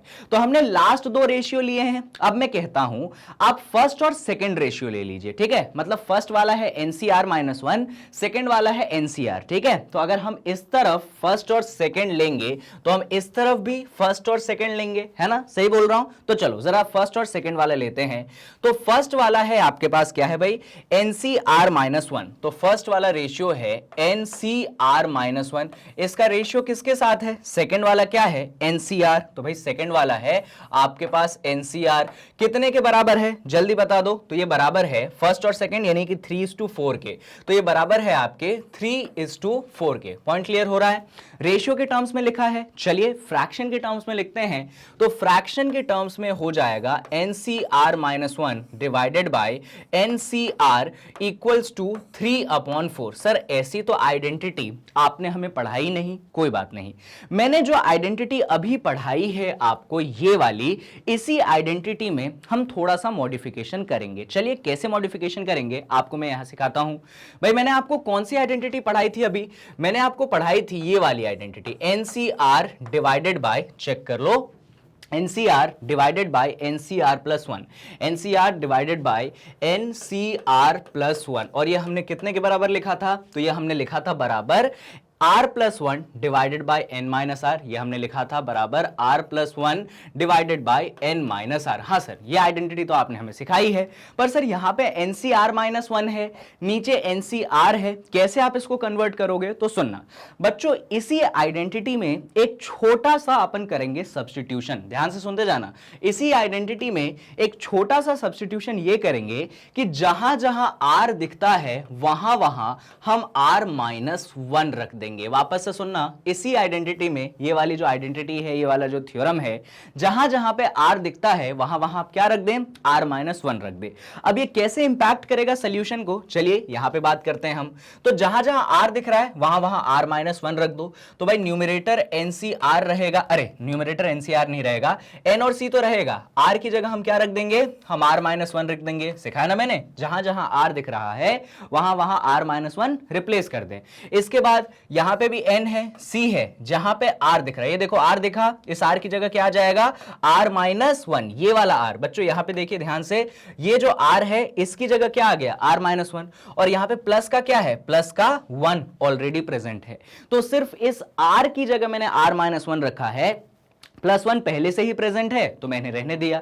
अब जो काम आपने लेफ्ट में किया वही काम आप कहां करेंगे? आप राइट में भी करेंगे, राइट? चलिए तो राइट में रखते हैं बच्चों, ये रहा r, इस r की जगह रख दीजिए आप r माइनस वन, तो ये r minus one plus one हो गया। बच्चों ये n माइनस r है, तो n तो अपनी जगह सेम रहेगा, लेकिन जहां पे r है वहां पे आप क्या रिप्लेस कर देंगे? r माइनस वन रिप्लेस कर देंगे। अब इसको थोड़ा सा आप और सॉल्व कर लीजिए, चलिए अपन करते हैं सॉल्व। तो यहां पे देखना जरा क्या क्या चीजें हैं अपने पास, ऊपर NCR माइनस वन बन गया, ठीक है, कोई दिक्कत नहीं। नीचे देखना जरा क्या होगा, n है, c है, ये minus one plus one cancel हो गया, तो क्या बचा? सिर्फ और सिर्फ r बचा। अगर मैं राइट की बात करूं तो minus one plus one cancel, ऊपर बचा r, और नीचे देखना, ब्रैकेट को ओपन अप कर दें, चलो कर देते हैं, तो यहां पे बनेगा n minus R plus one. तो हमारे पास बच्चों एक ये आइडेंटिटी निकल के आती है, रुक जाओ इसमें थोड़ा सा फेरबदल और करेंगे, नहीं सही तो है, बन गया, ये एक आइडेंटिटी अपने पास निकल के आती है। ध्यान से देखिए, NCR minus one divided by NCR equal to R upon n minus R plus one. अब ध्यान से सुनिएगा, इस टर्म को देखिए जरा, क्या सेम टू सेम टर्म यहां पे आया? NCR minus one upon NCR, NCR minus one upon NCR आ गया सेम। तो इस पूरी चीज की जगह हम किसको रिप्लेस कर देंगे? इसको रिप्लेस कर देंगे, चलिए रिप्लेस कर देते हैं, तो ये हो जाएगा R upon n minus R plus one equal to 3 upon 4। तो ये प्रोसेस समझ में आया हमने किया क्या? तो हमने तो पहले जो आइडेंटिटी हमने एक बार यूज की थी, उसी आइडेंटिटी में r की जगह r माइनस वन रिप्लेस करके हमने ये वाला टर्म बना लिया, और जब ये वाला टर्म बन गया तो जो चीज रिप्लेस वाली है उस चीज को हमने उठा के यहां पे रख दी। वापस से बच्चों एक इक्वेशन बनेगा, है ना? चलिए तो इस इक्वेशन को हम सॉल्व करेंगे, क्योंकि यहां पे जगह नहीं है इसलिए अगले पेज पे आते हैं अपन। क्या है? r upon n minus R plus one equal to 3 by 4। तो अपने पास क्या है? r upon n minus R plus one equals to 3 by 4। कैसे सॉल्व करें? वही क्रॉस मल्टीप्लीकेशन वाला प्रोसेस कि 4 जो है r से मल्टीप्लाई हो जाएगा, और यहाँ पे 3 है, अब ये n minus R plus one जो है यहाँ पे आके मल्टीप्लाई हो जाएगा, तो ये चीज तो क्लियर होगी। अब मल्टीप्लाई कर लो इसको बच्चों, ये आपके पास 4r रहेगा, 3 को मल्टीप्लाई किया तो 3 को n से मल्टीप्लाई किया तो 3n, 3 को माइनस आर से मल्टीप्लाई किया तो माइनस 3r, 3 को 1 से मल्टीप्लाई किया तो प्लस 3। मैं क्या सिखाता हूं? सारे वेरिएबल्स एक तरफ रखो, चलो ले आते हैं अपन। तो सबसे पहले क्या करें? सबसे पहले ये जो 3n है और माइनस 3r है इसको इस तरफ ले आओ। तो पहले से 4r बैठा था, ये माइनस 3r इस तरफ आ गया तो प्लस का 3r हो गया, ये 3n इस तरफ आया तो माइनस का 3n हो गया, और ये कितने के बराबर हो गया? ये भाई आपके 3 के बराबर हो गया। 4r प्लस 3r ये हो जाएगा 7r, तो 7r माइनस 3n कितने के बराबर हो गया? 3 के बराबर हो गया। अब इसको आप चाहें तो थोड़े से अलग अंदाज में लिख सकते हैं, माइनस 3n को आप आगे लिख दें, फिर आप प्लस 7r को लिख दें, इक्वल टू क्या हो गया? इक्वल टू 3 हो गया। तो यहां पे आप देख सकते हैं कि आपने सेकेंड इक्वेशन फॉर्म कर ली है, और अगर क्वेश्चन का स्टार्टिंग में दिखाऊं तो वहां पे ऑलरेडी हम एक इक्वेशन फॉर्म कर चुके थे। कहां पे है भाई क्वेश्चन की स्टार्टिंग? ये रही, यहां पे ऑलरेडी हमने एक इक्वेशन बना ली थी, तो इस इक्वेशन को साथ में लिख देते हैं। 4n माइनस nr बराबर 5 लिखते हैं भाई, हमारे पास ऑलरेडी एक इक्वेशन है, कौन सी? 4n माइनस 9r बराबर 5, ये हमारे पास जो है ऑलरेडी एक पहली इक्वेशन है। बच्चों आप देख सकते हो यहां पे n और r के टर्म्स में दो इक्वेशन बन चुकी है। बस आपको इन दोनों इक्वेशंस को सॉल्व करना है और n की वैल्यू आ जाएगी, आपके पास r की वैल्यू आ जाएगी। कैसे सॉल्व करोगे? क्लास 10th में linear equation in two variables में आपने तीन मेथड सीखे थे। एलिमिनेशन सीखा था, आपने सब्स्टिट्यूशन सीखा था और आपने क्रॉस मल्टीप्लिकेशन सीखा था। तो जो भी मेथड आपको कंफर्टेबल लगता है उस मेथड से आप इन दोनों इक्वेशन को सॉल्व करें और n की वैल्यू भी आप स्वयं निकालें और r की वैल्यू भी आप स्वयं निकालें। तो जो चीज कर सकता था मैं पॉसिबल आपके लिए मैंने क्वेश्चन में कर दिया है। बाकी आपको सोल्यूशन एक बार मैं और समझा देता हूं। सबसे पहले हमने सेकेंड और थर्ड रेशियो को कंपेयर किया, ठीक है, और फिर वहां से हमने ये वाली आइडेंटिटी लगा के एक इक्वेशन बनाई, ठीक है। जब ये काम हो गया तो हमने फर्स्ट और सेकेंड रेशियो को लिया, वापस से हमने आइडेंटिटी लगाई, लेकिन उसमें हल्का सा मॉडिफाई किया। सेम आइडेंटिटी लगाई, जहां पे r था वहां पे हमने r-1 पुट किया और हमारे पास वो चीज डेवलप हो गई। डेवलप हुई तो उसको हमने रिप्लेस कर दिया, वापस से उसको सॉल्व करके हमने क्या किया, दूसरा इक्वेशन बनाया। दो इक्वेशन आ चुके हैं n और r में, यानी कि linear equation in two variable हो गया। बाकी सॉल्यूशन आप जानते हैं, आप खुद से भी कर सकते हैं। तो मुझे नहीं लगता है कि अभी भी आपको इसमें कुछ कंफ्यूजन होगा। स्क्रीनशॉट लेने का मौका दे देता हूं। सबसे पहले इन सारी चीजों को आप नोट डाउन करें। जब ये हो जाए तो आप यहां पे आके इन सारी चीजों को नोट डाउन करें। जब ये भी हो जाए तो फिर यहां पे आके इन सारी चीजों को नोट डाउन करके क्वेश्चन को आप खत्म करें। चलिए भाई, तो ये सवाल अपना हुआ डन। अब इस सवाल के बाद बढ़ते हैं एक सिंपल से सवाल पे जहां पे ज्यादा कॉम्प्लिकेशंस नहीं है। चलिए देखिए, इस सवाल में देखिएगा, सिंपल सवाल है, ज्यादा परेशान नहीं होंगे अपन। सवाल ये है कि यहां पे आपको दिया है 2nc3, इसका रेशियो है हमारे पास nc3 के, और ये कितने के बराबर है रेशियो? 11:1 के बराबर है। जैसा मैं कहता हूं रेशियो को फ्रैक्शन में कन्वर्ट करें आप, तो जब आप इसको कन्वर्ट करेंगे तो ये हो जाएगा 2nc3 अपॉन nc3, कितने के बराबर होगा ये? 11/1 के बराबर होगा। क्लियर है ये चीज? बहुत बढ़िया। अब बात यह आती है कि 2nc3 को क्या करें और nc3 को क्या करें, तो यहां पे हम सॉल्व कर लेते हैं। तो भाई थ्योरम तो मैंने आपको सिखाई है, एनसीआर का एक्सपांशन क्या होता है? एनसीआर का एक्सपांशन होता है, सर वो वाला मत लगाओ यहां पे, तो सर कौन वाला लगाएं? वो वाला जो दूसरा वाला आपने सिखाया था ना, कि नीचे जो नंबर है उसका फैक्टोरियल, फिर जो ऊपर नंबर है उसको उतनी बार रिवर्स ऑर्डर में, वो वाला अपन यहां पे लगाएंगे। तो देखना जरा, मैं वो कहां लगाता हूं, मैं वो सबसे पहले ऊपर लगाता हूं। चलो सबसे पहले यहां पे मत लगाओ, यहां पे जगह की कमी पड़ जाएगी, यहां पे लगाओ। आ जाओ, सबसे पहले ऊपर लगाएंगे। तो 2nc3 है, तो हमने क्या किया, नीचे कौन है भाई? नीचे 3 है, तो हमने सबसे पहले 3 का फैक्टोरियल कर दिया, डन। और ऊपर क्या है? ऊपर 2n है। नीचे क्योंकि 3 है तो 2n को रिवर्स ऑर्डर में कितनी बार लिखेंगे हम? 3 बार लिखेंगे। तो शुरुआत होगी सबसे पहले 2n से, फिर इससे एक कम यानी कि 1 माइनस 2n-1, और इससे एक और कम यानी कि कहां पे? 2n-2 पे। ये चीज क्लियर हुई? क्या किया अपन ने बच्चों? ये जो अपन ने सॉल्व किया है ये सिर्फ 2nc3 को सॉल्व किया है। अब किसको सॉल्व करना पड़ेगा? nc3 को सॉल्व करना पड़ेगा। इसको कैसे करेंगे? तो सबसे पहले क्या आएगा, देखो नीचे 3 है तो हमने क्या कर दिया, 3 का फैक्टोरियल कर दिया। ऊपर क्या है? n है, तो n को रिवर्स ऑर्डर में कितनी बार? 3 बार। तो सबसे पहले n आएगा, फिर क्या आएगा? फिर n-1 आएगा, फिर क्या आएगा? फिर इससे एक और कम n-2 आएगा, और ये किसके बराबर हो जाएगा? ये 11/1 के बराबर हो जाएगा। ठीक है, अब यहां पे 3 फैक्टोरियल है और यहां पे भी 3 फैक्टोरियल है, इनको मैंने क्या कर दिया? कैंसिल कर दिया। तो अब न्यूमरेटर में क्या बचा देखना जरा। न्यूमरेटर में बचता है 2n, इसका मल्टीप्लीकेशन है आपके पास 2n-1 से, इसका मल्टीप्लीकेशन है आपके पास 2n-2 से। ठीक है, और इसको हमने डिवाइड किससे किया है भाई? डिवाइड हमने इसको किया है n मल्टीप्लाइडेड बाय n-1, और इसका फर्दर मल्टीप्लिकेशन हमने n-2 से किया है। डिनोमिनेटर को मैंने लिखा, ठीक है, और राइट हैंड साइड में 11/1 को सिर्फ और सिर्फ 11 लिख दूं तो काम चल जाएगा ना? बढ़िया। चलो अब देखना जरा, न्यूमरेटर में बहुत सारी चीजें कैंसिल होंगी पर एक स्टेप बाद में कैंसिल करेंगे अपन। इधर देखना, न्यूमरेटर में हमने बच्चों 2n को रहने दिया, यहां पे हमने 2n-1 को रहने दिया। ये जो 2n-2 है ना, इसमें से 2 को कॉमन निकाल दो। ये जो 2n-2 है इसमें से 2 को कॉमन निकाल दो, तो अंदर क्या बचेगा? n-1 बचेगा। बचेगा, बहुत बढ़िया। अब डिनोमिनेटर की बात करते हैं, आ जाओ। डिनोमिनेटर है n multiplied by n minus 1 मल्टीप्लाइडेड by n minus 2, और ये कितने के बराबर है? ये भाई आपके पास 11 के बराबर है। बहुत सारी चीजें कैंसिल होंगी, कैंसिल कर लें, ठीक है। सबसे पहले तो ये n और n कैंसिल हो जाएगा, उसके बाद यहां पे n माइनस 1 है और यहां पे n माइनस 1 है, ये भी कैंसिल हो जाएगा। अब क्या क्या बचता है उसको मैं यहां पे लिख लेता हूं, ठीक है। चलो यहां पे अपन लिखेंगे क्या क्या बचता है। तो यहां पे ऊपर बचता है बच्चों 2, ठीक है। उसके साथ में यहां पे मल्टीप्लाई में बचता है 2n माइनस 1, उसके साथ में यहां पे 2 बचता है, जबकि डिनोमिनेटर में देखना क्या बचता है, n और n माइनस 1 चला गया तो यहां पे बचता है n माइनस 2, और ये कितने के बराबर है? तो ये भाई आपके पास 11 के बराबर है। डन, कोई परेशानी इतने में नहीं।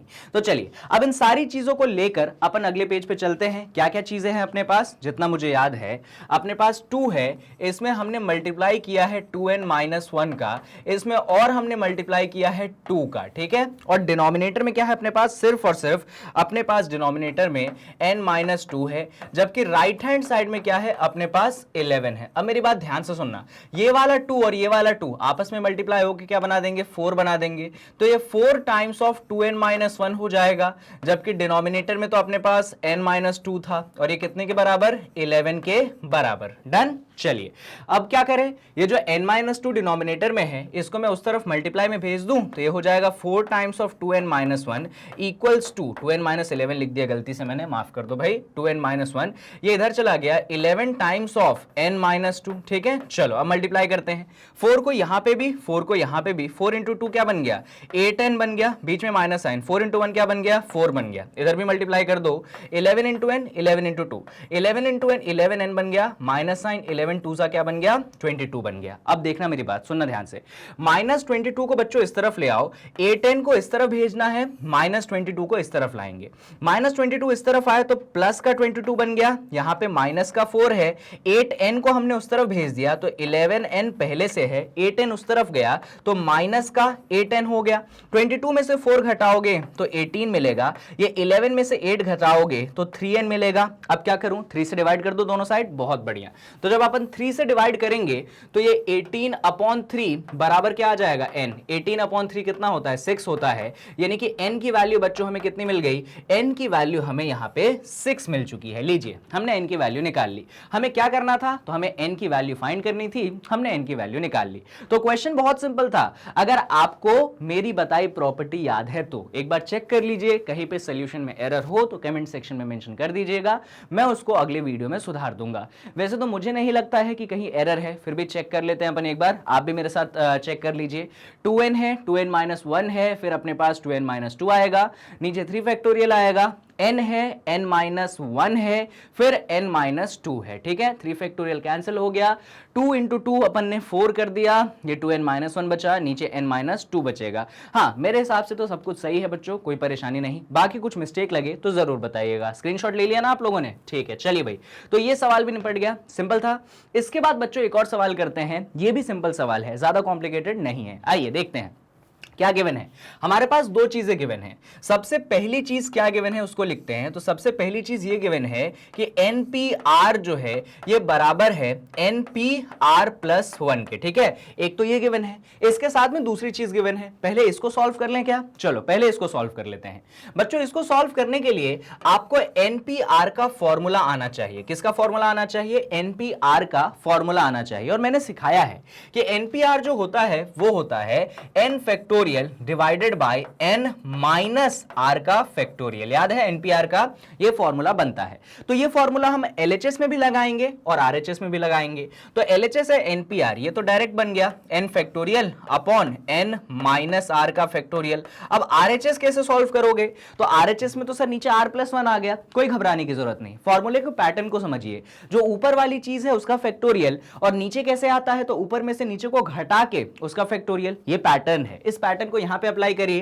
भाई ऊपर n है तो n का फैक्टोरियल, नीचे क्या होगा, ऊपर वाले में से नीचे को घटाना है, यानी कि n में से हमें r+1 को घटाना है और फिर हमें फैक्टोरियल लगाना है। प्रोसेस समझ में आया? बहुत बढ़िया। अरे सर यहां पे तो n फैक्टोरियल और n फैक्टोरियल कैंसिल हो जाएगा, तो यहां पे ऊपर बचता है 1, जबकि यहां पे नीचे बचता है n-r का फैक्टोरियल। जबकि मैं राइट की बात करूं तो ऊपर वापस से बचेगा 1, यहां पे सॉल्व करोगे तो n-, ये माइनस को अंदर भेज दें अपन, n-r, ये माइनस अंदर गया तो -1 बना देगा, ठीक है, और 1 का और फिर फैक्टोरियल का साइन। अब मेरी बात ध्यान से सुनिएगा, इंटरेस्टिंग चीज है, इसको यहां पे आ जाओ, देखना जरा। अपने पास बच्चों यहां पे 1 है तो अपन ने 1 को रहने दिया, कोई इशू नहीं। ये जो n-r फैक्टोरियल है, मैं इसको थोड़ा सा एक्सपांड करना चाहता हूं। पहला टर्म मेरे पास n-r है, ठीक है, इसका अगला या फिर इसका पिछला टर्म क्या होगा, तो सर उसमें से एक घटा दो, ऐसे ही निकालते हैं पिछला टर्म। भाई n-r है, फैक्टोरियल है, इसका पिछला टर्म निकालना है तो एक घटा दूं, तो अगर मैं एक घटाऊंगा तो क्या देखना बनेगा, n-r पहले से था, एक और घटा दिया तो -1 बना, और मैं मान लो यहां पे इसी टर्म पे रुकना चाहता हूं, तो फैक्टोरियल में आपको मैंने सिखाया था कि जहां पे आप रुकते हैं वहां पे एक फैक्टोरियल का साइन बनाते हैं। तो भाई मैं यहां पे अपनी गाड़ी को रोक रहा हूं तो यहां पे मैं क्या बनाऊंगा, एक फैक्टोरियल का साइन बनाऊंगा। पॉइंट क्लियर हो रहा है? और इस तरफ क्या है, इस तरफ आपके पास है 1 अपॉन क्या है, इधर देखना जरा, n-r-1, इधर ऑलरेडी ये चीज गिवन है। तो मैंने क्या किया है, मैंने n-r फैक्टोरियल को रिवर्स ऑर्डर में लिखा है, और जहां पे हमें रुकना रहता है वहां पे हम फैक्टोरियल का साइन लगा देते हैं। पता है इंटरेस्टिंग चीज क्या है कि ये पूरा और ये पूरा कैंसिल हो गया, तो जब ये कैंसिल हो गया तो ऊपर बचा 1, नीचे बचा n-r, जबकि इस तरफ क्या बचा, सिर्फ और सिर्फ 1 बचा। अब मैं कहता हूं कि रेसिप्रोकल ले लो दोनों तरफ, तो इसका रेसिप्रोकल लोगे तो n-r होगा, जबकि 1 का रेसिप्रोकल तो 1 होता है। तो यहां पे बच्चों हमने एक इक्वेशन बना ली कि n-r जो है 1 के बराबर है। ये आपकी पहली इक्वेशन बन गई, ठीक है, और ये इक्वेशन आपने सिर्फ इतने पोर्शन को सॉल्व करके निकाला है। अब सिमिलरली आपको इस चीज को सॉल्व करके दूसरा इक्वेशन निकालना है, तो चलिए अब उसको सॉल्व करते हैं अपन। आ जाओ यहां पे। तो भाई दूसरा इक्वेशन क्या है, दूसरा इक्वेशन जो आपको गिवन है कि आपका जो NCR है ये बराबर है, कितने के बराबर है भाई, NCR-1 के बराबर है। ये आपके पास दूसरा इक्वेशन है। अब देखना इधर मैं क्या दिमाग लगाऊंगा, तो बच्चों ये फॉर्मूले से वाकिफ हो आप कि NCR का फॉर्मूला एक्सपांशन क्या होता है, तो मैं याद दिला देता हूं भाई। NCR का एक्सपांशन होता है n factorial divided by r factorial multiplied bye n-r का फैक्टोरियल, ये आपका एक्सपांशन होता है। इस चीज को लेफ्ट और राइट दोनों जगह अपन लगाएंगे, तो अगर NCR को अपन ये लगाएंगे तो ये हो जाएगा n factorial divided by n-r का क्या, फैक्टोरियल। और सर एक चीज छूट गई सर आपसे, क्या चीज छूट गई भाई, मेरे से वो r का फैक्टोरियल छूट गया। तो पहले r का फैक्टोरियल करो, फिर मल्टीप्लाई कर दो यहां पे n-r के फैक्टोरियल से, ठीक है। यही चीज NCR-1 में करेंगे, ऊपर n है तो ऊपर n का फैक्टोरियल, फिर नीचे देखना जरा, पैटर्न समझो, क्या समझो, पैटर्न समझो, जो नीचे नंबर रहता है उसका फैक्टोरियल, और फिर क्या होता है, ऊपर में से नीचे घटा के उस चीज का फैक्टोरियल। तो ऊपर तो n था तो n का फैक्टोरियल, नीचे r-1 है तो यहां पे सबसे पहले मैं r-1 का फैक्टोरियल कर दूंगा, और उसके बाद ध्यान से सुनना, ऊपर वाले में से नीचे वाले को घटाओ। ऊपर n है नीचे r-1 है, तो ऊपर वाले में से नीचे वाले को घटा दो।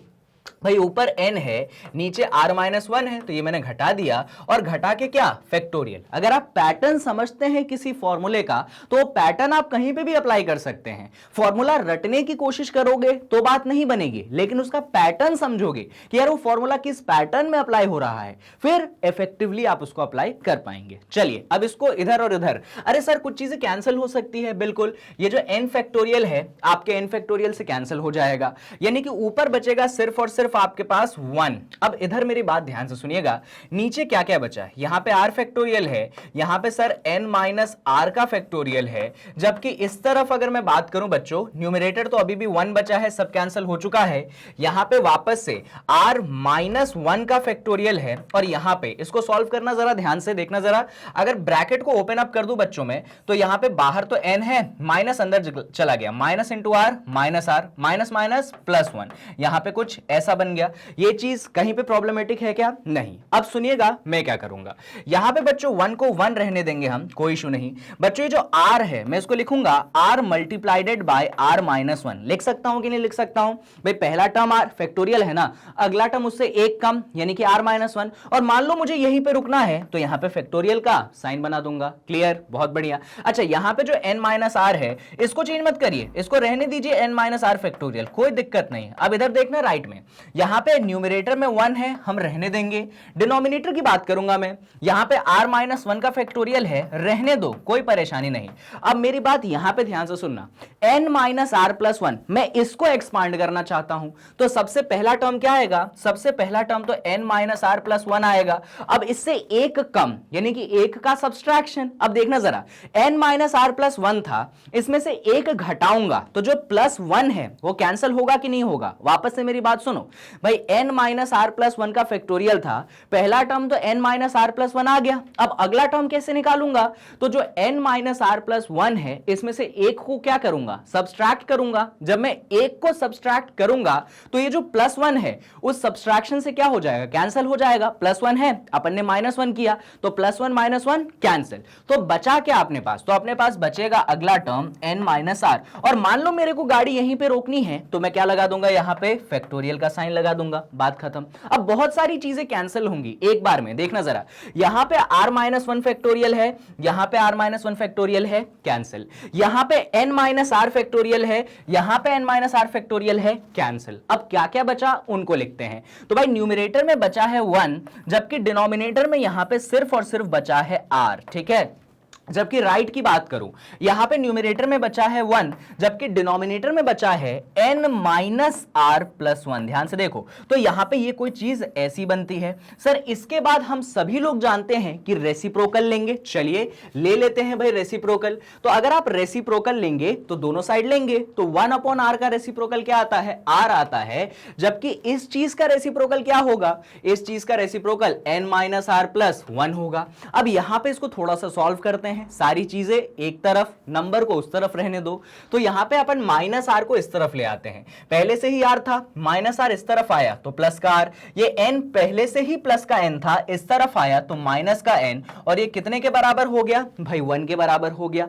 आर प्लस आर कितना होता है? 2r होता है। तो 2r माइनस एन बराबर 1। बच्चों यहां पे एक और इक्वेशन बन चुकी है और ये है हमारी दूसरी इक्वेशन। तो आपको खुशी होगी देख के कि हमारे पास दो इक्वेशन तैयार है। कौन सी दो इक्वेशन तैयार है? एक इक्वेशन ये रही n माइनस आर बराबर 1। चलिए लिखते हैं एक साथ इन दोनों इक्वेशन को। हमारे पास दो इक्वेशन बन गई भाई। पहली इक्वेशन हमारे पास क्या बनी? ये रही n माइनस आर बराबर 1। तो पहली इक्वेशन है n माइनस आर बराबर 1, ये है हमारी पहली इक्वेशन। और अभी अभी हमने दूसरी इक्वेशन बनाई है ये वाली 2r माइनस n बराबर 1। तो दूसरी इक्वेशन हमने बनाई है 2r माइनस n बराबर 1। ये दूसरी है, शायद चेक कर लो कि सही भी बनाई है कि गलत बना दी है भाई मैंने, वरना पता चले इतनी मेहनत अपन ने करी और कहीं पे गड़बड़ कर दी। तो मेरे हिसाब से तो अपना सब सही जमा है, कहीं पे मुझे एज सच इशू दिखाई नहीं पड़ता है ना? बिल्कुल सही है। तो बस अब क्या करेंगे बच्चों? तो इन दोनों इक्वेशन को आपने क्या कर लेना है? आपने सॉल्व कर लेना है, और जैसे ही सॉल्व करोगे तो आपको n और r की वैल्यू मिल जाएगी। अब कैसे सॉल्व करोगे? तो सॉल्व करना वाला पार्ट मैं आप पे छोड़ता हूं, आप दिमाग लगाएं। Linear equation in two variable है, method of substitution, method of elimination, method of cross multiplication, जिस भी मेथड से आप कंफर्टेबल हो वो मेथड यहां पे लगाएं और n और r की वैल्यू आप फाइंड करें। ठीक है, तो मैं आपको पूरा दिखा देता हूं कि हमने एक्चुअली किया क्या, कैसे हमने आंसर पाया अपना, जिससे कहीं कंफ्यूजन आपको ना रहे। तो दो चीजें गिवन थी, पहले फर्स्ट को पूरा सॉल्व किया, ठीक है, वहां से पहला इक्वेशन बनाया, स्क्रीनशॉट ले लो। जब ये काम हो गया उसके बाद हम सेकंड वाली चीज पे आए, उसको पूरा सॉल्व किया, उससे सेकंड इक्वेशन बनाया, और जब सेकंड इक्वेशन भी बन गई उसके बाद हम यहां पे आए। बस इन दोनों इक्वेशंस को सॉल्व करेंगे और हमारे पास आंसर आ जाएगा। तो बस यही एक बेसिक प्रोसेस था जो मुझे आपको बताना था, एंड आई होप कि आपको क्लियर भी हुआ होगा। चलिए, बाकी कहीं कुछ मिस्टेक रह गई हो तो जरूर आप पॉइंट आउट करें, मैं उसको कमेंट सेक्शन में रिप्लाई दे दूंगा। बढ़ते हैं अगले सवाल पे। भाई यहां पे हम एक चीज प्रूव करना चाहते हैं कि जो 2n होता है वो इतनी बड़ी चीज के बराबर होता है। बहुत सिंपल है, बहुत आसानी से आप लोगों को समझ में आएगा। यहां पे बस बोर्ड पे पूरा कंसंट्रेशन रखिएगा। आ जाइए, देखिए भाई क्या है, हमें इतने को प्रूव करना है। तो यहां पे कुछ लोग सोचते हैं कि हम राइट से लें कि लेफ्ट से लें, तो कुछ लोग सोचते हैं कि राइट से ले लो भाई, आसान रहेगा। पर मेरा सजेशन है कि लेफ्ट से अगर शुरुआत करोगे तो आसानी से इस केस में आंसर आएगा। चलो देखो जरा, आते हैं अपन लेफ्ट हैंड साइड से शुरू करने। तो हमारा लेफ्ट हैंड साइड एक्चुअली क्या है, तो हमारा left hand side actually 2NCN है। क्या है हमारा लेफ्ट हैंड साइड? 2NCN। क्या कहता हूं मैं, फॉर्मूले के पैटर्न को समझो भाई। यहां पे मैंने आपको फॉर्मूला बताया है, कौन सा फॉर्मूला बताया है, तो मैंने आपको NCR का फॉर्मूला बताया है। क्या होता है वो, तो सर वो होता है ऊपर n फैक्टोरियल नीचे r factorial multiplied by n minus r का फैक्टोरियल। पैटर्न समझेंगे हम, जो नंबर ऊपर होता था उसका फैक्टोरियल, जो नंबर नीचे होता था उसका फैक्टोरियल, फिर ऊपर में से नीचे को घटा के उसका फैक्टोरियल। यही चीज यहां पे लगा दीजिए भाई। 2NCN है, ऊपर क्या है 2n है, तो सबसे पहले हम यहां पे 2n का फैक्टोरियल करेंगे। ऐसे ब्रैकेट में बंद कर दीजिएगा 2n को, वरना 2n फैक्टोरियल अगर लिखोगे, ऐसे देखना, अगर आप 2n फैक्टोरियल लिखोगे तो ऐसा लगेगा दिखने में कि सिर्फ n का फैक्टोरियल है। तो एक्चुअली सिर्फ n का फैक्टोरियल नहीं है, यहां पे 2n का फैक्टोरियल है। इसीलिए ब्रैकेट में 2n को बंद करें और फिर आप फैक्टोरियल का साइन लगाएं। ये बारीक बातें समझिएगा, बड़ी काम की होती है। अब भाई नीचे जो नंबर था उसका फैक्टोरियल, तो नीचे तो नंबर n है, तो यहां पे n का फैक्टोरियल। फिर मैं क्या सिखाता था, ऊपर में से नीचे को घटाओ और उसका फैक्टोरियल साइन बनाओ। तो ऊपर 2n है नीचे n है, तो यहां पे 2n में से हम n को घटाएंगे और फिर हम फैक्टोरियल का साइन लगाएंगे। क्लियर है बातें? बढ़िया। चलिए और देखिए जरा इसको फर्दर हमने सॉल्व किया बच्चों। तो न्यूमरेटर में अभी भी हमारे पास क्या है, न्यूमरेटर में अभी भी हमारे पास 2n का फैक्टोरियल है। बात अगर मैं डिनोमिनेटर की करूं तो यहां पे n फैक्टोरियल है, ये मल्टीप्लाई हो रहा है। 2n में से n घटाओगे तो कितना बचेगा, n बचेगा। तो यहां पे भी क्या आ गया, n फैक्टोरियल आ गया। अब पूरा खेल जो है वो न्यूमरेटर का है कि भाई आप 2n फैक्टोरियल को कैसे समझते हैं। चलिए आ जाइए, यहां पे देखेंगे हम बच्चों। न्यूमरेटर है हमारे पास 2n का फैक्टोरियल। भाई किसी भी नंबर का फैक्टोरियल है, यानी कि हमको क्या जाना है, रिवर्स ऑर्डर में जाते जाना है, जाते जाना है, जाते जाना है। कहां तक, जहां तक हमारा मन, ऐसा नहीं होता है, 1 तक रुक जाता है। मतलब किसी भी नंबर का फैक्टोरियल लिखते हो, जैसे 5 का फैक्टोरियल लिखते हो तो 5 इंटू 4 इंटू 3 इंटू 2 इंटू 1, 1 के पीछे नहीं जाते हैं। ऐसे ही जब आप यहां पे 2n का फैक्टोरियल लिखेंगे तो सबसे पहला टर्म 2n, उसका पिछला वाला टर्म उसमें से -1, उससे पिछला वाला टर्म उसमें से और -1, और गाड़ी रुकेगी कहां, 3 इंटू 2 इंटू 1, 1 पे गाड़ी रुक जाएगी। बच्चों अगर आपने फैक्टोरियल की वीडियोस मेरे फॉलो किए हैं फिर आपको परेशानी नहीं होगी।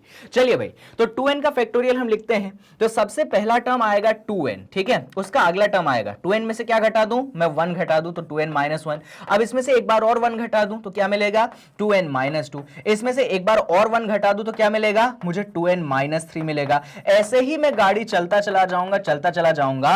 लास्ट के 3 टर्म्स बता दो या 4 टर्म्स बता दो, 4 मल्टीप्लाइडेड बाय 3 मल्टीप्लाइडेड बाय 2 मल्टीप्लाइडेड बाय 1। क्लियर है बात? बहुत बढ़िया। अच्छा सर नीचे वाली चीज को भी कुछ करना है क्या, तो बच्चों नीचे वाली चीज को कोई इंटरफेरेंस नहीं करना है, उसको n factorial multiplied by n factorial ही आप रहने दे। अब मेरी बात ध्यान से सुनिएगा बच्चों, यहां पे जो अपन ने 2n का फैक्टोरियल एक्सपांड किया है, इसमें आपके पास इवन टर्म्स हैं और इसमें आपके पास ऑड टर्म्स हैं। क्या बोला मैंने, इसमें आपके पास इवन टर्म है और इसमें आपके पास ऑड टर्म है। पूरी दुनिया जानती है कि इवन और ऑड ऑल्टरनेट होता है। पहले एक इवन नंबर आता है, फिर एक ऑड आता है, फिर इवन आता है, फिर ऑड आता है, फिर इवन, फिर ऑड, फिर इवन, फिर ऑड, ऐसी कहानी चलती है, ठीक है। तो यहां पे जो सबसे पहला नंबर है 2n, क्या ये 2 से डिविजिबल है? ऑब्वियसली सर 2 का मल्टीपल है, 2 इंटू n है, तो ऑब्वियसली ये इवन नंबर होगा। यानी कि सबसे पहला तो इवन है, ऑल्टरनेट चलती है गाड़ी, यानी कि ये क्या हो गई, ऑड हो गई। भाई फिर से इवन आ गई, फिर क्या आ गई, ऑड आ गई। समझ रहे हैं आप पैटर्न, इवन ऑड ऐसा चलेगा। पता है ये पैटर्न लास्ट तक जाता है। देखो जरा, इवन है, ऑड है, इवन है, ऑड है। जी हां, 1 एक ऑड नंबर है। भाई इवन ऑड तो समझते हो ना, जो 2 से डिविजिबल है या 2 का मल्टीपल है वो इवन होता है और जो नहीं है वो ऑड होता है, और ऑल्टरनेट होता है तो गाड़ी ऐसी चलेगी। अब मैं क्या बोलूंगा कि जितने इवन हैं उनको साथ में रख लो, जितने ऑड हैं उनको साथ में रख लो। वापस से सुनो, जितने इवन हैं उनको साथ में रख लो, जितने ऑड हैं उनको साथ में रख लो। भाई कौन कौन से इवन है जल्दी बताओ। तो सर ये सारे इवन है तो रखो उनको एक ग्रुप बनाओ उनका। तो सर अगर इवन का ग्रुप बनाने जाएंगे तो 2n आएगा, उसके बाद सर यहां पे आपके पास 2n माइनस 2 आएगा, बिल्कुल सही बात है। इसके बाद सर यहां पे आपके पास 2n माइनस, अरे अगला नंबर नहीं लिखा मैंने, बताओ जरा, 2n माइनस 3 है तो अगला क्या होगा, 2n माइनस 4 होगा। तो सर अगला वाला जो है आपके पास 2n माइनस 4 हो जाएगा। सर कुछ इस तरीके से आपकी गाड़ी चलेगी। और यहां पे जल्दी बताओ लास्ट के कुछ नंबर बता दो सर, 4 इंटू 2 है ना, लास्ट के नंबर क्या हो जाएंगे, 4 इंटू 2। सर ये आपने इवन नंबर्स का कलेक्शन किया, ऐसे ही सर ऑड नंबर का भी कलेक्शन कर दो। तो जनाब अगर आप ऑड नंबर्स के कलेक्शन करेंगे तो ये देखिए सबसे पहला आपके पास 2n माइनस 1 आएगा, फिर उसके बाद आपके पास 2n माइनस 3 आएगा, और ऐसे ही आप गाड़ी बढ़ाते जाएंगे तो आपके पास यहां पे 3 आया और आपके पास यहां पे 1 आया। ये किनका कलेक्शन हो गया, ये आपके पास ऑड का कलेक्शन हो गया। और अगर मैं बात डिनोमिनेटर की करूं, तो यहां पे already n factorial multiplied by n factorial है, ठीक है सर, है। अब सर इसके बाद क्या, तो इसके बाद बच्चों पन्ना पलट लेते हैं क्योंकि यहां पे तो कुछ और नहीं हो सकता, ठीक है। चलो मैं वापस से पूरी चीज लिखता हूं। तो कुछ ऐसी कहानी थी हमारी, सबसे पहले इवन टर्म था 2n, मतलब बेसिकली अपन ने इवन के कलेक्शन किए थे, तो इवन का कलेक्शन 2n था, फिर उसके बाद आपके पास 2n माइनस 2 था, फिर उसके बाद आपके पास 2n माइनस 4 था। कुछ इस तरीके से आपके पास कहानी थी, और ये चलते चलते अपन कहां पे पहुंचे थे, 4 मल्टीप्लाइडेड बाय 2 पे, ठीक है। और ऐसे ही आपके पास ऑड संख्याएं थी, क्या क्या थी ऑड संख्याएं, मुझे याद है सबसे पहला 2n माइनस 3 था, उसके बाद क्या था 2n, नहीं यार गलत कर दिया मैंने, गलत कर दिया, मालूम है 2n माइनस 1 था, मेरे को माफ कर दो यार, 2n माइनस 1 था, फिर अपने पास 2n माइनस 3 था, और ऐसे ही अपन ले जा रहे थे गाड़ी, तो ऑड में अपने पास 3 मल्टीप्लाइडेड बाय 1 था, याद है ना, यही था ना, एक बार देख लो जरा, ये देखो 2n माइनस 1, हाँ जी सर यही था। और बात अगर मैं बच्चों डिनोमिनेटर की कर लूं, तो डिनोमिनेटर अपने पास कितना था, फटाफट बताओ भाई, डिनोमिनेटर अपने पास n factorial multiplied by n factorial था। अब कहानी एकदम ध्यान से सुनना, एकदम ध्यान से, फोकस लूज मत होने देना बच्चों। जो आपके इवन टर्म्स हैं, ये इवन क्यों हैं, तो सर ये 2 से डिविजिबल हैं इसलिए इवन है। जो इवन टर्म्स हैं वो इवन क्यों हैं, तो सर वो 2 से डिविजिबल हैं इसीलिए इवन है, इतना तो जानते हो ना। मतलब हर एक टर्म में 2 मल्टीप्लाई में है, पता है तुम्हें, देखो जरा ध्यान से देखना, जरा एकदम ध्यान से देखना, देखेगा आपको। ये देखो पहला टर्म, इसमें देखो क्या है 2 इंटू n है, एक्चुअली क्या है 2 मल्टीप्लाइडेड बाय n। ऐसे ही दूसरा टर्म देखो बच्चों 2n माइनस 2 है, पता है उसमें क्या है, उसमें एक्चुअली 2 मल्टीप्लाई है और ब्रैकेट के अंदर n माइनस 1 है। देखना चालू हुआ कि नहीं हुआ, देखो जरा, 2 कॉमन लिया अपन ने, 2 बाहर निकाला तो क्या बचा है, n माइनस 1 बचा कि नहीं बचा। ऐसे ही अगला टर्म देखो 2n माइनस 4 है, तो वहां से अगर मैं कॉमन लूंगा ना 2, तो अंदर पता है क्या बचेगा, n माइनस 2 बचेगा। यानी कि जितने टर्म्स हैं उनमें 2 जो है छुपा हुआ था मल्टीप्लाई के रूप में, मैंने उसको क्या लेना चालू कर दिया, कॉमन। देखो ना पहले टर्म में 2 इंटू n, अगले टर्म में दोनों में से 2 कॉमन लिया तो अंदर बचा n माइनस 1, अगले टर्म में दोनों में से 2 कॉमन लिया तो अंदर बचा n माइनस 2। और पता है ये गाड़ी आखिरी तक जाती है, ये 4 है, पता है 4 को मैं क्या लिख सकता हूं, 2 इंटू 2 लिख सकता हूं। ऐसे ही ये 2 है, पता है 2 को मैं क्या लिख सकता हूं, 2 मल्टीप्लाइडेड बाय 1 लिख सकता हूं। ये पूरी कहानी किसकी थी, इवन वाले की थी। और यहां पे ऑड वाले टर्म्स भी है बच्चों, मेरे पास जगह नहीं बची तो समझ जाइएगा, ये पूरी चीज डिट्टो सेम टू सेम नीचे लिखी है, बस मैंने अलग से लिख के नहीं दिखाया है। पूरी चीज लिखी है नीचे, मैंने अलग से लिख के नहीं दिखाया है। अगले स्टेप में उसको ले लेंगे, जगह की कमी थी इसीलिए मैंने कर दिया ऐसा कि भाई लिखी है मैंने, बस अभी लिखा नहीं है। एग्जाम में अभी हम कर सकते हैं क्या, ना जी ना, एग्जाम में आप जगह तलाश लीजिएगा ढूंढने की। समझा रहा हूं इसीलिए बड़ा बड़ा लिखता हूं, वरना तो छोटे छोटे लिख के मैं भी सवाल को यूं खत्म कर दूं। आ जाओ इधर आ जाओ। अब पूरा फोकस बच्चों इवन वाले टर्म्स में देखना, एकदम ध्यान से देखना। एक बात बताओ, यहां पे भी 2 है, यहां पे भी 2 है, यहां पे भी 2 है, ऐसे बार बार क्या आ रहा है, 2 आ रहा है, और सब 2 क्या है, मल्टीप्लाई में है। एक बात बताइए मुझे, यहां पे कितने टर्म्स होंगे, एकदम ध्यान से सुनना है, बड़ा क्वेश्चन इंटरेस्टिंग है। शुरुआत में आपने कितने का फैक्टोरियल लिया था बच्चों, 2n का फैक्टोरियल लिया था। तो जब 2n का फैक्टोरियल लिया था तो उसके एक्सपांशन में कितने टर्म्स आए होंगे। जैसे कि मान लो 5 का फैक्टोरियल लेते हो तो 5 इंटू 4 इंटू 3 इंटू 2 इंटू 1 कितने टर्म्स आते हैं, 5 टर्म आते हैं। अगर 7 का फैक्टोरियल लेते हो तो 7 टर्म्स आते हैं मल्टीप्लाई में। ऐसे ही जब आपने 2n का फैक्टोरियल लिया है तो टोटल कितने टर्म्स आए होंगे शुरुआत में, सर टोटल जो है 2n टर्म्स आए होंगे, है ना। अब इन 2n टर्म्स में से आधे टर्म्स इवन होंगे, आधे टर्म्स ऑड होंगे। गलत बोल रहा हूं क्या, अरे भाई आपने टोटल शुरुआत में 2n टर्म्स लिए थे, इनमें से आधे टर्म्स इवन होंगे, आधे टर्म्स ऑड होंगे। तो यहां पे बच्चों हमारे पास टोटल, इस स्टेप पे ध्यान देना, ये वाला स्टेप, ये जो स्टेप है इसमें टोटल कितने टर्म्स हैं अपने पास? 2n टर्म्स हैं, जिसमें से आधे क्या है? इवन है। ये पहले वाले ब्रैकेट क्या है? इवन है। और आधे क्या है? ऑड है। तो 2n टोटल टर्म्स थे, आधे इवन थे। यानी कितने टर्म्स इवन थे जल्दी बताओ? आपके n टर्म्स जो थे वो क्या थे? इवन थे। ये पॉइंट समझ में आ रहा है? मैं समझाने की कोशिश कर रहा हूं वो। भाई 2n का फैक्टोरियल लिया अपन ने, तो टोटल कितने टर्म्स हुए? 2n टर्म्स हुए। तो उसमें से आधे टर्म्स इवन हुए, आधे टर्म्स ऑड हुए। यानी कि इवन टर्म्स की कितनी संख्या है? n टर्म्स हैं। क्लियर है? बहुत बढ़िया। अब इस बात को दिमाग में रखते हुए इस स्टेप पे आओ। यानी कि ये जो पहला वाला ब्रैकेट है बच्चों, इसमें कितने टर्म्स थे? इवन वाले का ब्रैकेट है ना, n टर्म्स थे। और हर एक टर्म में क्या है? तो सर हर एक टर्म में 2 है। हर एक टर्म में क्या है? 2 जो है मल्टीप्लाई में है। तो ये 2 कितनी बार आ रहा है? सर n टर्म्स थे, हर एक टर्म में 2 है, तो 2 जो है n बार आ रहा है। इस पॉइंट को समझिए भाई। ये इवन वाला जो ब्रैकेट है, even number of terms n थे, राइट? और हर एक टर्म में क्या आ रहा है? 2 आ रहा है। यानी कि 2 कितनी बार आएगा? n बार आएगा। टर्म्स कितने थे? n थे। यानी 2 कितनी बार मल्टीप्लाई में है? n बार मल्टीप्लाई में है। अगर 2 जो है 3 बार मल्टीप्लाई में रहता है तो 2 की पावर 3 लिखते हैं। अगर 2 5 बार मल्टीप्लाई में रहता है तो 2 की पावर 5 लिखते हैं। अभी 2 जो है n बार मल्टीप्लाई में है, तो क्या लिखेंगे? 2 की पावर n लिखेंगे। इस तरीके से ये वाला जो ब्रैकेट है बच्चों, यहां पे हम लिख सकते हैं कि पहले आपके पास 2 की पावर क्या आ गया? n आ गया। पूरा पैटर्न, पूरी बात अपने को समझनी है, लिखना नहीं है।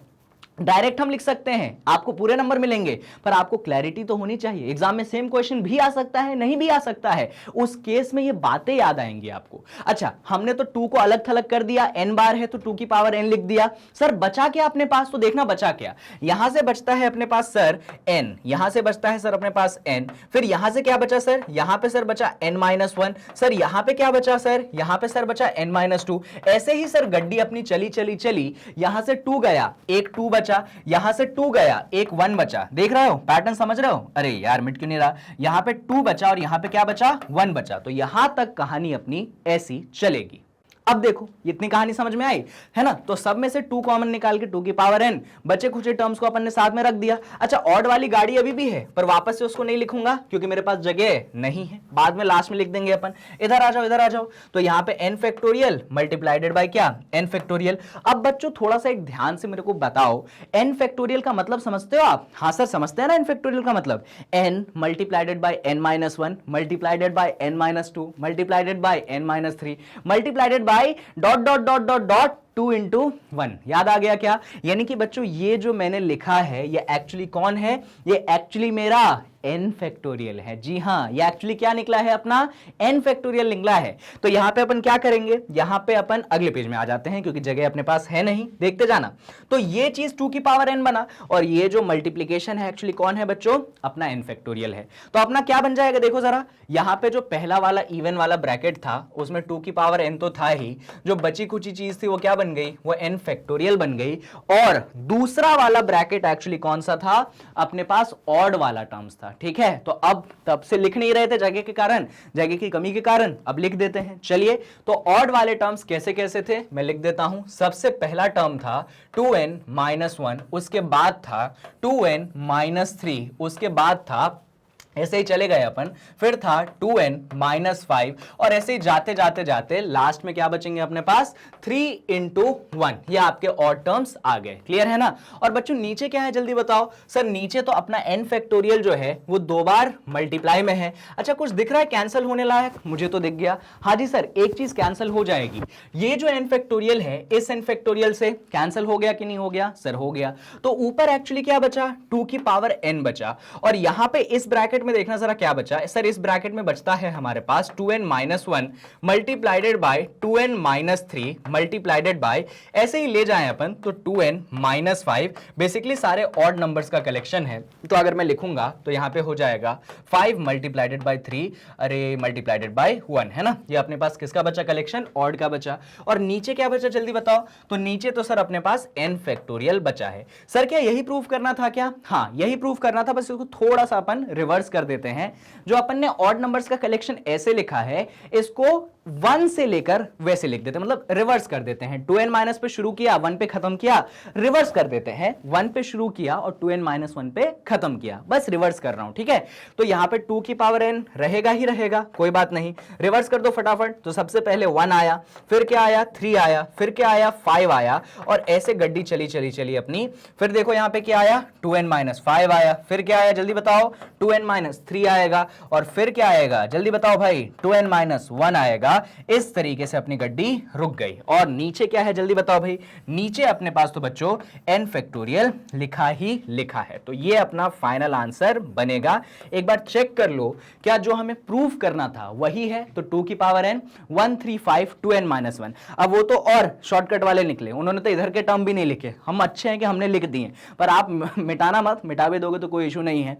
हम अच्छे थे, हमने तो उससे पहले के भी लिख दिए। और देखिए लास्ट टर्म देखिए ना, 135 लास्ट टर्म 2n माइनस 1, इनका भी देखिए 135 लास्ट टर्म 2n माइनस 1, नीचे n फैक्टोरियल 2 की पावर n, अपना भी सेम है बच्चों, 135 लास्ट टर्म 2n माइनस 1, 2 की पावर n, नीचे n फैक्टोरियल। अपना आंसर ज्यादा अच्छा है, अपन ने तो 2 टर्म्स एक्स्ट्रा लिखे हैं। तो कुछ इस तरीके से आपका ये सवाल सॉल्व होता है, ठीक है। तो मजाक नहीं था ये सवाल, अच्छा सवाल था, बढ़िया सवाल था। और ऐसा नहीं है कि आज पहली बार मैंने ऐसा कुछ करवाया है। जब मैंने सिर्फ वीडियो फैक्टोरियल समझाने के लिए आपको बनाया था, वहां पे भी मैंने आपको 2n का फैक्टोरियल सॉल्व करके दिखाया था। तो जिन बच्चों ने वो वीडियो देख रखी होगी उनके लिए तो कहीं ना कहीं ये आसान काम निकला, आसान सवाल निकला, ठीक है। फिर भी मैंने समझाने की बेस्ट पॉसिबल कोशिश की है। उम्मीद करता हूं कि आपको समझ में भी आया होगा। स्क्रीनशॉट लेने का मौका दे देता हूं, ले लीजिए। अब वापस से क्या ही समझाऊं, पहली बार ही में ही अपना बेस्ट एफर्ट लगाया मैंने। ले लो इन सारी चीजों का स्क्रीनशॉट। जब ये हो जाए तो यहां पे आ जाइए, इन सारी चीजों का स्क्रीनशॉट ले लीजिए। जब ये भी हो जाए तो फिर यहां पे आके इन सारी चीजों का भी स्क्रीनशॉट लेके क्वेश्चन को जो है आप रफा दफा कर दें। चलिए भाई, ये सवाल हो गया है डन। अब इसके बाद एक और सवाल करते हैं, और ये अपना लास्ट सवाल है, ठीक है। चलिए कर ले, दिमाग लगा लें। इस सवाल को मैं आपके लिए पूरा नहीं करूंगा, मैं सिर्फ कुछ हद तक करके लिए आपके लिए हिंट दूंगा, बाकी आप खुद करेंगे। भाई कुछ तो होमवर्क के लिए आपके लिए होना चाहिए ना। तो चलिए मैं इसको थोड़ा बहुत करके बाकी आपके लिए छोड़ देता हूं। आ जाइए, देखिएगा सवाल को। बच्चों सवाल कुछ ऐसा है, यहां पे n+2 C8 है, इसका रेशियो हमने लेना है n-2 P4 से, और ये रेशियो बराबर है 57:16 से। तो हमें n की वैल्यू जो है फाइंड करनी है। तो पहली बात तो रेशियो को फ्रैक्शन में कन्वर्ट करेंगे हम, तो हो जाएगा n+2 C8 divided by n-2 P4, है ना। और ये कितने के बराबर है, 57/16 के बराबर है।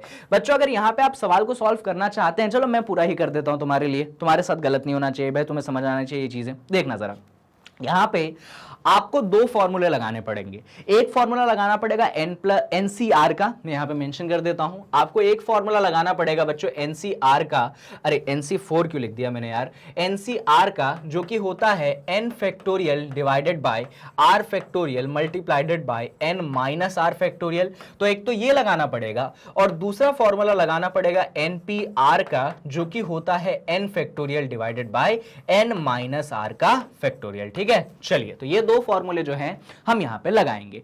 फॉर्मूले का पैटर्न समझिए। फॉर्मूला क्या है भाई, ऊपर वाली चीज का फैक्टोरियल, नीचे वाली चीज का फैक्टोरियल, और फिर दोनों में से घटा के फैक्टोरियल NCR वाला। NPR वाले का पैटर्न क्या है, ऊपर वाले का फैक्टोरियल घटा के फैक्टोरियल, ठीक है, ऊपर वाले में से नीचे वाला।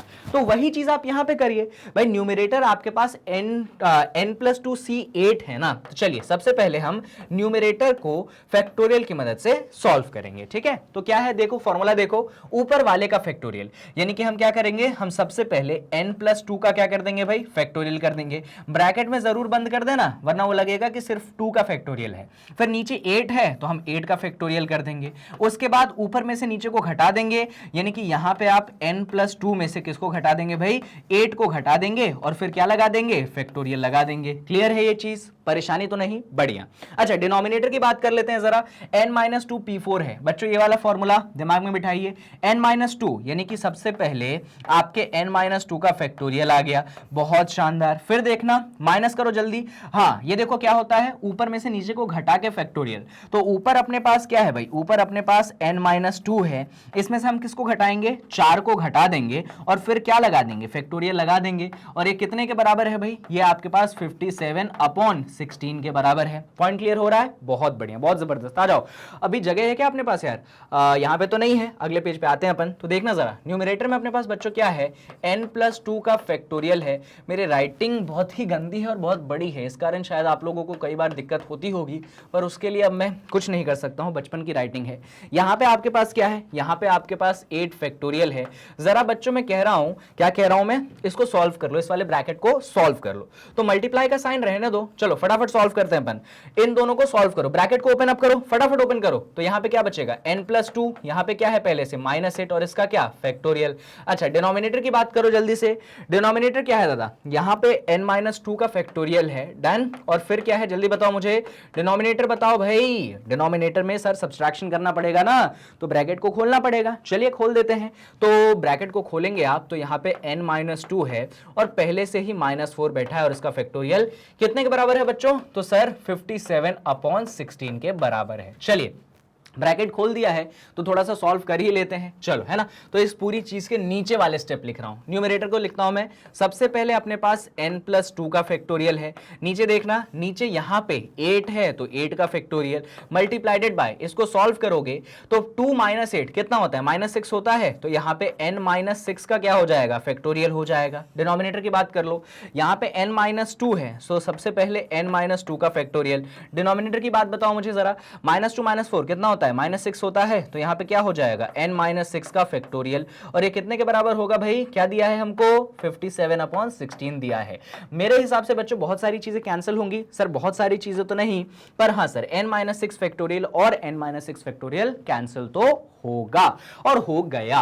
तो जब आपने सर कैंसिल कर ही दिया है तो न्यूमरेटर में सर आपके पास n+2 का फैक्टोरियल है ना, और सर डिनोमिनेटर में आपके पास यहां पे 8 का फैक्टोरियल है, ठीक है। और यहां पे देखना जरा वापस से सर यहां पे n-2 का फैक्टोरियल है, और सर इसके नीचे वाली चीज तो आपने कैंसिल ही कर दी, तो बात ही खत्म हो गई। और ये कितने के बराबर है, तो सर 57/16 के बराबर है। सर रूल्स जानते हैं आप, ये वाली जो चीज है ना, ये वाला जो पूरा टर्म है ना, ये वाला पूरा टर्म यहां पे मल्टीप्लाई होने आ जाएगा। मालूम है आपको, नहीं मालूम है तो आज सीख लीजिए। चलिए तो भाई क्या हो जाएगा, यहां पे सबसे ऊपर n+2 का फैक्टोरियल है, यहां पे 8 का फैक्टोरियल है, और ये जो n-2 फैक्टोरियल है ये यहां पे मल्टीप्लाई होने आ गया, और ये 57/16 के बराबर है। डन। अब सुनना कहानी आगे की बच्चों, ये जो 8 फैक्टोरियल है मैं यहां पे डिवीजन में, डिनोमिनेटर में उस तरफ भेज दूंगा तो मल्टीप्लिकेशन में आ जाएगा। तो यहां पे ऊपर आपके पास n+2 का फैक्टोरियल है, नीचे आपके पास n-2 का फैक्टोरियल है, और ये जो 8 फैक्टोरियल है उस तरफ क्या हो गया, मल्टीप्लाई होने चला गया, डिवीजन से उस तरफ गया तो मल्टीप्लाई में चला जाएगा। अब बस हमें इस इक्वेशन को सॉल्व करना है, कर देंगे, कोई बड़ी बात नहीं अपने लिए। आ जाओ यहां पे सॉल्व करेंगे अपन। तो हमने लिखा न्यूमरेटर में भाई n+2 का फैक्टोरियल है, डिनोमिनेटर में अपने पास n-2 का फैक्टोरियल है, और इधर क्या आया है जल्दी बताओ, 57/16 आया है, और मल्टीप्लाइडेड बाय क्या है, 8 फैक्टोरियल है। बच्चों n+2 फैक्टोरियल को एक्सपांड करेंगे अपन, कैसे एक्सपांड करेंगे, रूल्स आते हैं आपको। सबसे पहला टर्म क्या है, n+2 है, इसका अगला या पिछला टर्म क्या होगा, इसमें से एक घटाओ तो n+1, इसमें से एक और घटा दो तो n, इसमें से एक और घटा दो तो n-1, याद आ रहा है, समझ में आ रहा है, और इसमें से एक और घटा दो तो n-2, और मैं सोचता हूं गाड़ी को n-2 पे रोक दूं तो n-2 का फैक्टोरियल आ जाएगा। समझ में आया क्या किया मैंने, जो n+2 का फैक्टोरियल था उसको मैं रिवर्स ऑर्डर में लिखते गया, एक एक घटाते गया, तो गाड़ी चालू की मैंने n+2 से, एक घटाया तो n+1, एक और घटाया तो n, एक और घटाया तो n-1, और एक और घटाया तो n-2। गाड़ी मुझे n-2 पे रोकनी थी तो मैंने फैक्टोरियल लगा दिया। बाकी डिनोमिनेटर में क्या था जल्दी बताओ, n-2 का फैक्टोरियल था। अच्छा इधर कितने के बराबर है जल्दी बताओ, जल्दी बताओ भाई, इधर 57/16 है ना, बच्चों मेरा ऐसा मन है कि जो 8 फैक्टोरियल है इसको मैं एक्सपांड करूं। कैसे एक्सपांड करोगे सर? या फिर चलो अगले स्टेप में एक्सपांड करेंगे, अभी नहीं करेंगे। यहां पे एक चीज देख सकता हूं मैं कि n-2 फैक्टोरियल और n-2 फैक्टोरियल क्या हो जाएगा एक दूसरे से भाई? कैंसिल हो जाएगा, तो कैंसिल कर दिया मैंने। अब देखना जरा क्या क्या बचा। तो यहां पे सर n+2 बचता है, इसके बगल में क्या है? इसके बगल में सर n+1 बचता है, सर इसके बगल में n बचता है, और सर इसके बगल में जो है n-1 बचता है ना। अब यहां पे अपन सॉल्व करते हैं, आ जाओ जरा। यहां पे मेरा मन है कि 8 फैक्टोरियल को अपन एक्सपांड करें। तो एक्सपांड कैसे करेंगे सर? तो सर एक्सपांड करने के लिए उसको लिख दो 8 × 7 × 6 × 5 × 4 × 3 × 2 × 1 को लिख के क्या ही फायदा है ना। चलो इसको थोड़ा सा और सॉल्व कर लेते हैं। यहां पे देखना जरा, 8 2 जा क्या हो जाएगा? 16 हो जाएगा। तो ये जो 16 है इसको मैंने 8 से कैंसिल कर दिया और इसको मैंने 2 से कैंसिल कर दिया। ये कैंसिलेशन समझ में आया है? मैंने क्या किया, 8 2 जा 16 होता है, तो ये नीचे वाला 16 और ऊपर में 8 और 2 को मैंने क्या कर दिया? कैंसिल कर दिया। आई होप ये कैंसिलेशन जो है आपको अच्छे से समझ में आया हो, कोई परेशानी इसमें ना हो जाए। तो अब देखना जरा लेफ्ट हैंड साइड में क्या बचा है। तो लेफ्ट हैंड साइड में अपने पास n+2 है, यहां पे n+1 है, फिर यहां पे आपके पास n है, और फिर यहां पे आपके पास n-1 है। जबकि राइट हैंड साइड की मैं बात करूं तो सबसे पहला टर्म 57 है, फिर उसके बाद यहां पे 7 है, यहां पे 6 है, यहां पे 5 है, यहां पे 4 है, यहां पे 3 है। यार 1 को लिख के क्या ही मतलब, तो उसको मैंने हटा दिया। अब अपने को सोचना है, पता है क्या सोचना है? ये पैटर्न अपने को दोनों तरफ बनाना है। सर कौन सा पैटर्न? तो पहले पैटर्न समझो, एक नंबर, इससे एक कम, इससे एक कम, इससे एक कम, यही है ना पैटर्न। n+2 n+1 n-1 एक पैटर्न बन रहा है। एक नंबर, उसमें से एक घटाया, उसमें से एक और घटाया, उसमें से एक और घटाया। यही सेम पैटर्न इस तरफ भी डेवलप करना है। तो सर कैसे डेवलप करोगे वो हमको समझा दो। चलो आओ समझते हैं हम। तो इस तरफ LHS में अपन फेरबदल नहीं करेंगे बच्चों। इनफैक्ट अभी मैं LHS लिखता ही नहीं हूं बार बार, क्या ही बार बार एक ही चीज लिखूं, बाद में लिख देंगे।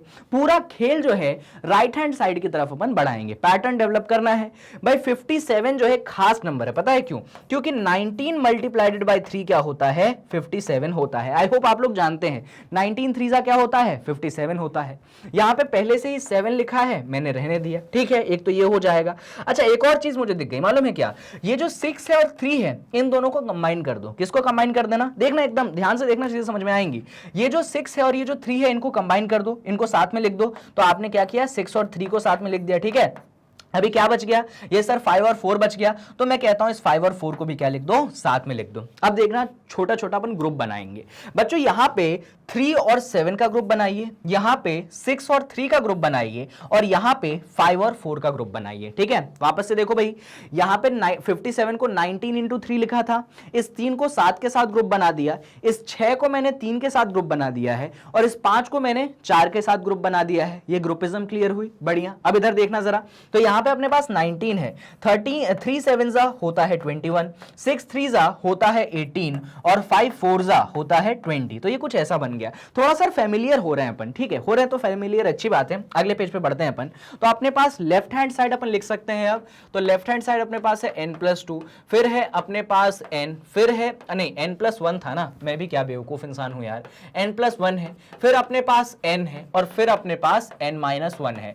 जबकि राइट हैंड साइड की बात करूं मैं, तो राइट हैंड साइड में बड़े ही इंटरेस्टिंग नंबर्स आए हैं बच्चों, 19 21 18 और 20। तो राइट हैंड साइड के नंबर्स हैं 19 21 18 और 20। क्या आप इतना देख पा रहे हैं कि राइट हैंड साइड को ना हम एक यूनिक वे में लिख सकते हैं, डिक्रीजिंग ऑर्डर ऑफ नंबर में। सबसे पहला नंबर बताइए सर 21, उसके बाद बताइए 20, उसके बाद बताइए 19, और उसके बाद बताइए 18। और लेफ्ट हैंड साइड तो एज इट इज लिख दो भाई। लेफ्ट हैंड साइड क्या है? n+2, फिर क्या है? n+1, फिर क्या है?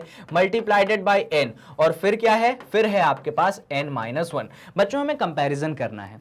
कंपैरिजन करने के लिए देख लो पैटर्न बैठ गया, तो हाँ जी पैटर्न बैठ गया। ये देखिए, एक कम, एक कम और एक कम, है ना। n+2 में से एक घटाया तो n+1, इसमें से एक घटाया तो n, और इसमें से एक घटाया तो n-1। सबसे बड़ा नंबर आगे, सबसे छोटा नंबर पीछे। n+2 सबसे बड़ा, n-1 सबसे छोटा। वही पैटर्न यहां पे भी बैठा है, देखिए ना। 21 में से एक घटाया 20, एक घटाया 19, एक घटाया 18। सबसे बड़ा नंबर पहले, सबसे लास्ट नंबर पीछे। तो सेम पैटर्न बना है। तो जनाब जब सेम पैटर्न बना है तो कंपेयर कर दीजिए ना, पहले टर्म को पहले टर्म से कंपेयर कर दो। यहां पे n+2 है, यहां पे आपके पास 21 है, या फिर अगर तुम में थोड़ा सा और दिमाग होगा तुम बोलोगे कि सर थर्ड टर्म को कंपेयर करो ना, यहां पे n है और यहां पे 19 है, थर्ड को थर्ड से कंपेयर करो, डायरेक्ट n की वैल्यू निकल जाएगी, काहे को इतना दिमाग खर्च कर रहे हो भाई, इधर थर्ड टर्म n है उधर थर्ड टर्म 19 है, तो यहां पे n को आपने 19 से कंपेयर कर दिया तो n की वैल्यू कितनी निकल गई, लीजिए भाई 19 निकल गई और क्वेश्चन सॉल्व हो गया, बस जी हाँ खत्म। आपको क्वेश्चन में n की वैल्यू निकालने को बोली थी और आपने n की वैल्यू निकाल दी है।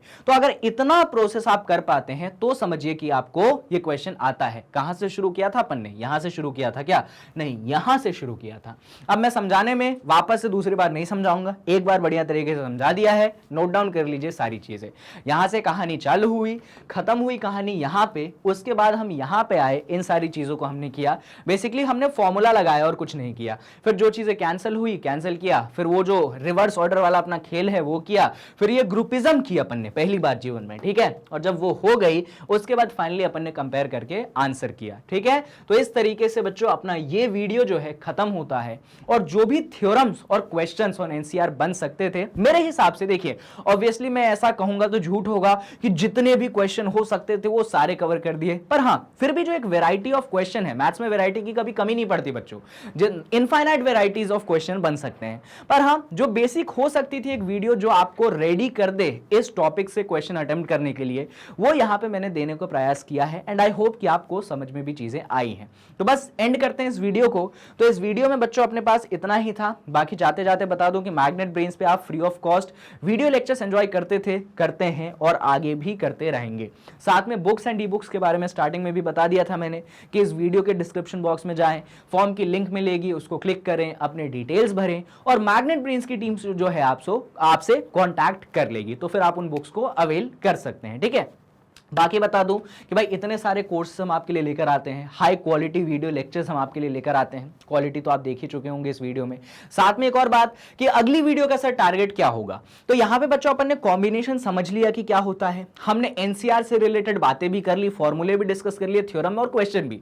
अब आएंगे अपन कॉम्बिनेशन के क्वेश्चन पे। तो कॉम्बिनेशन की जो पॉसिबल वेराइटीज बन सकती है, बेसिक और टफ और मॉडरेट जो भी है, अब अगली वीडियो में अपन उन पे आएंगे और उनसे रिलेटेड क्वेश्चंस करेंगे, ठीक है। तो अगली वीडियो का टारगेट है क्वेश्चंस बेस्ड ऑन कॉम्बिनेशन, तो ये फॉर्मूले आने चाहिए तभी अगली वीडियो के सवाल आपसे बनेंगे।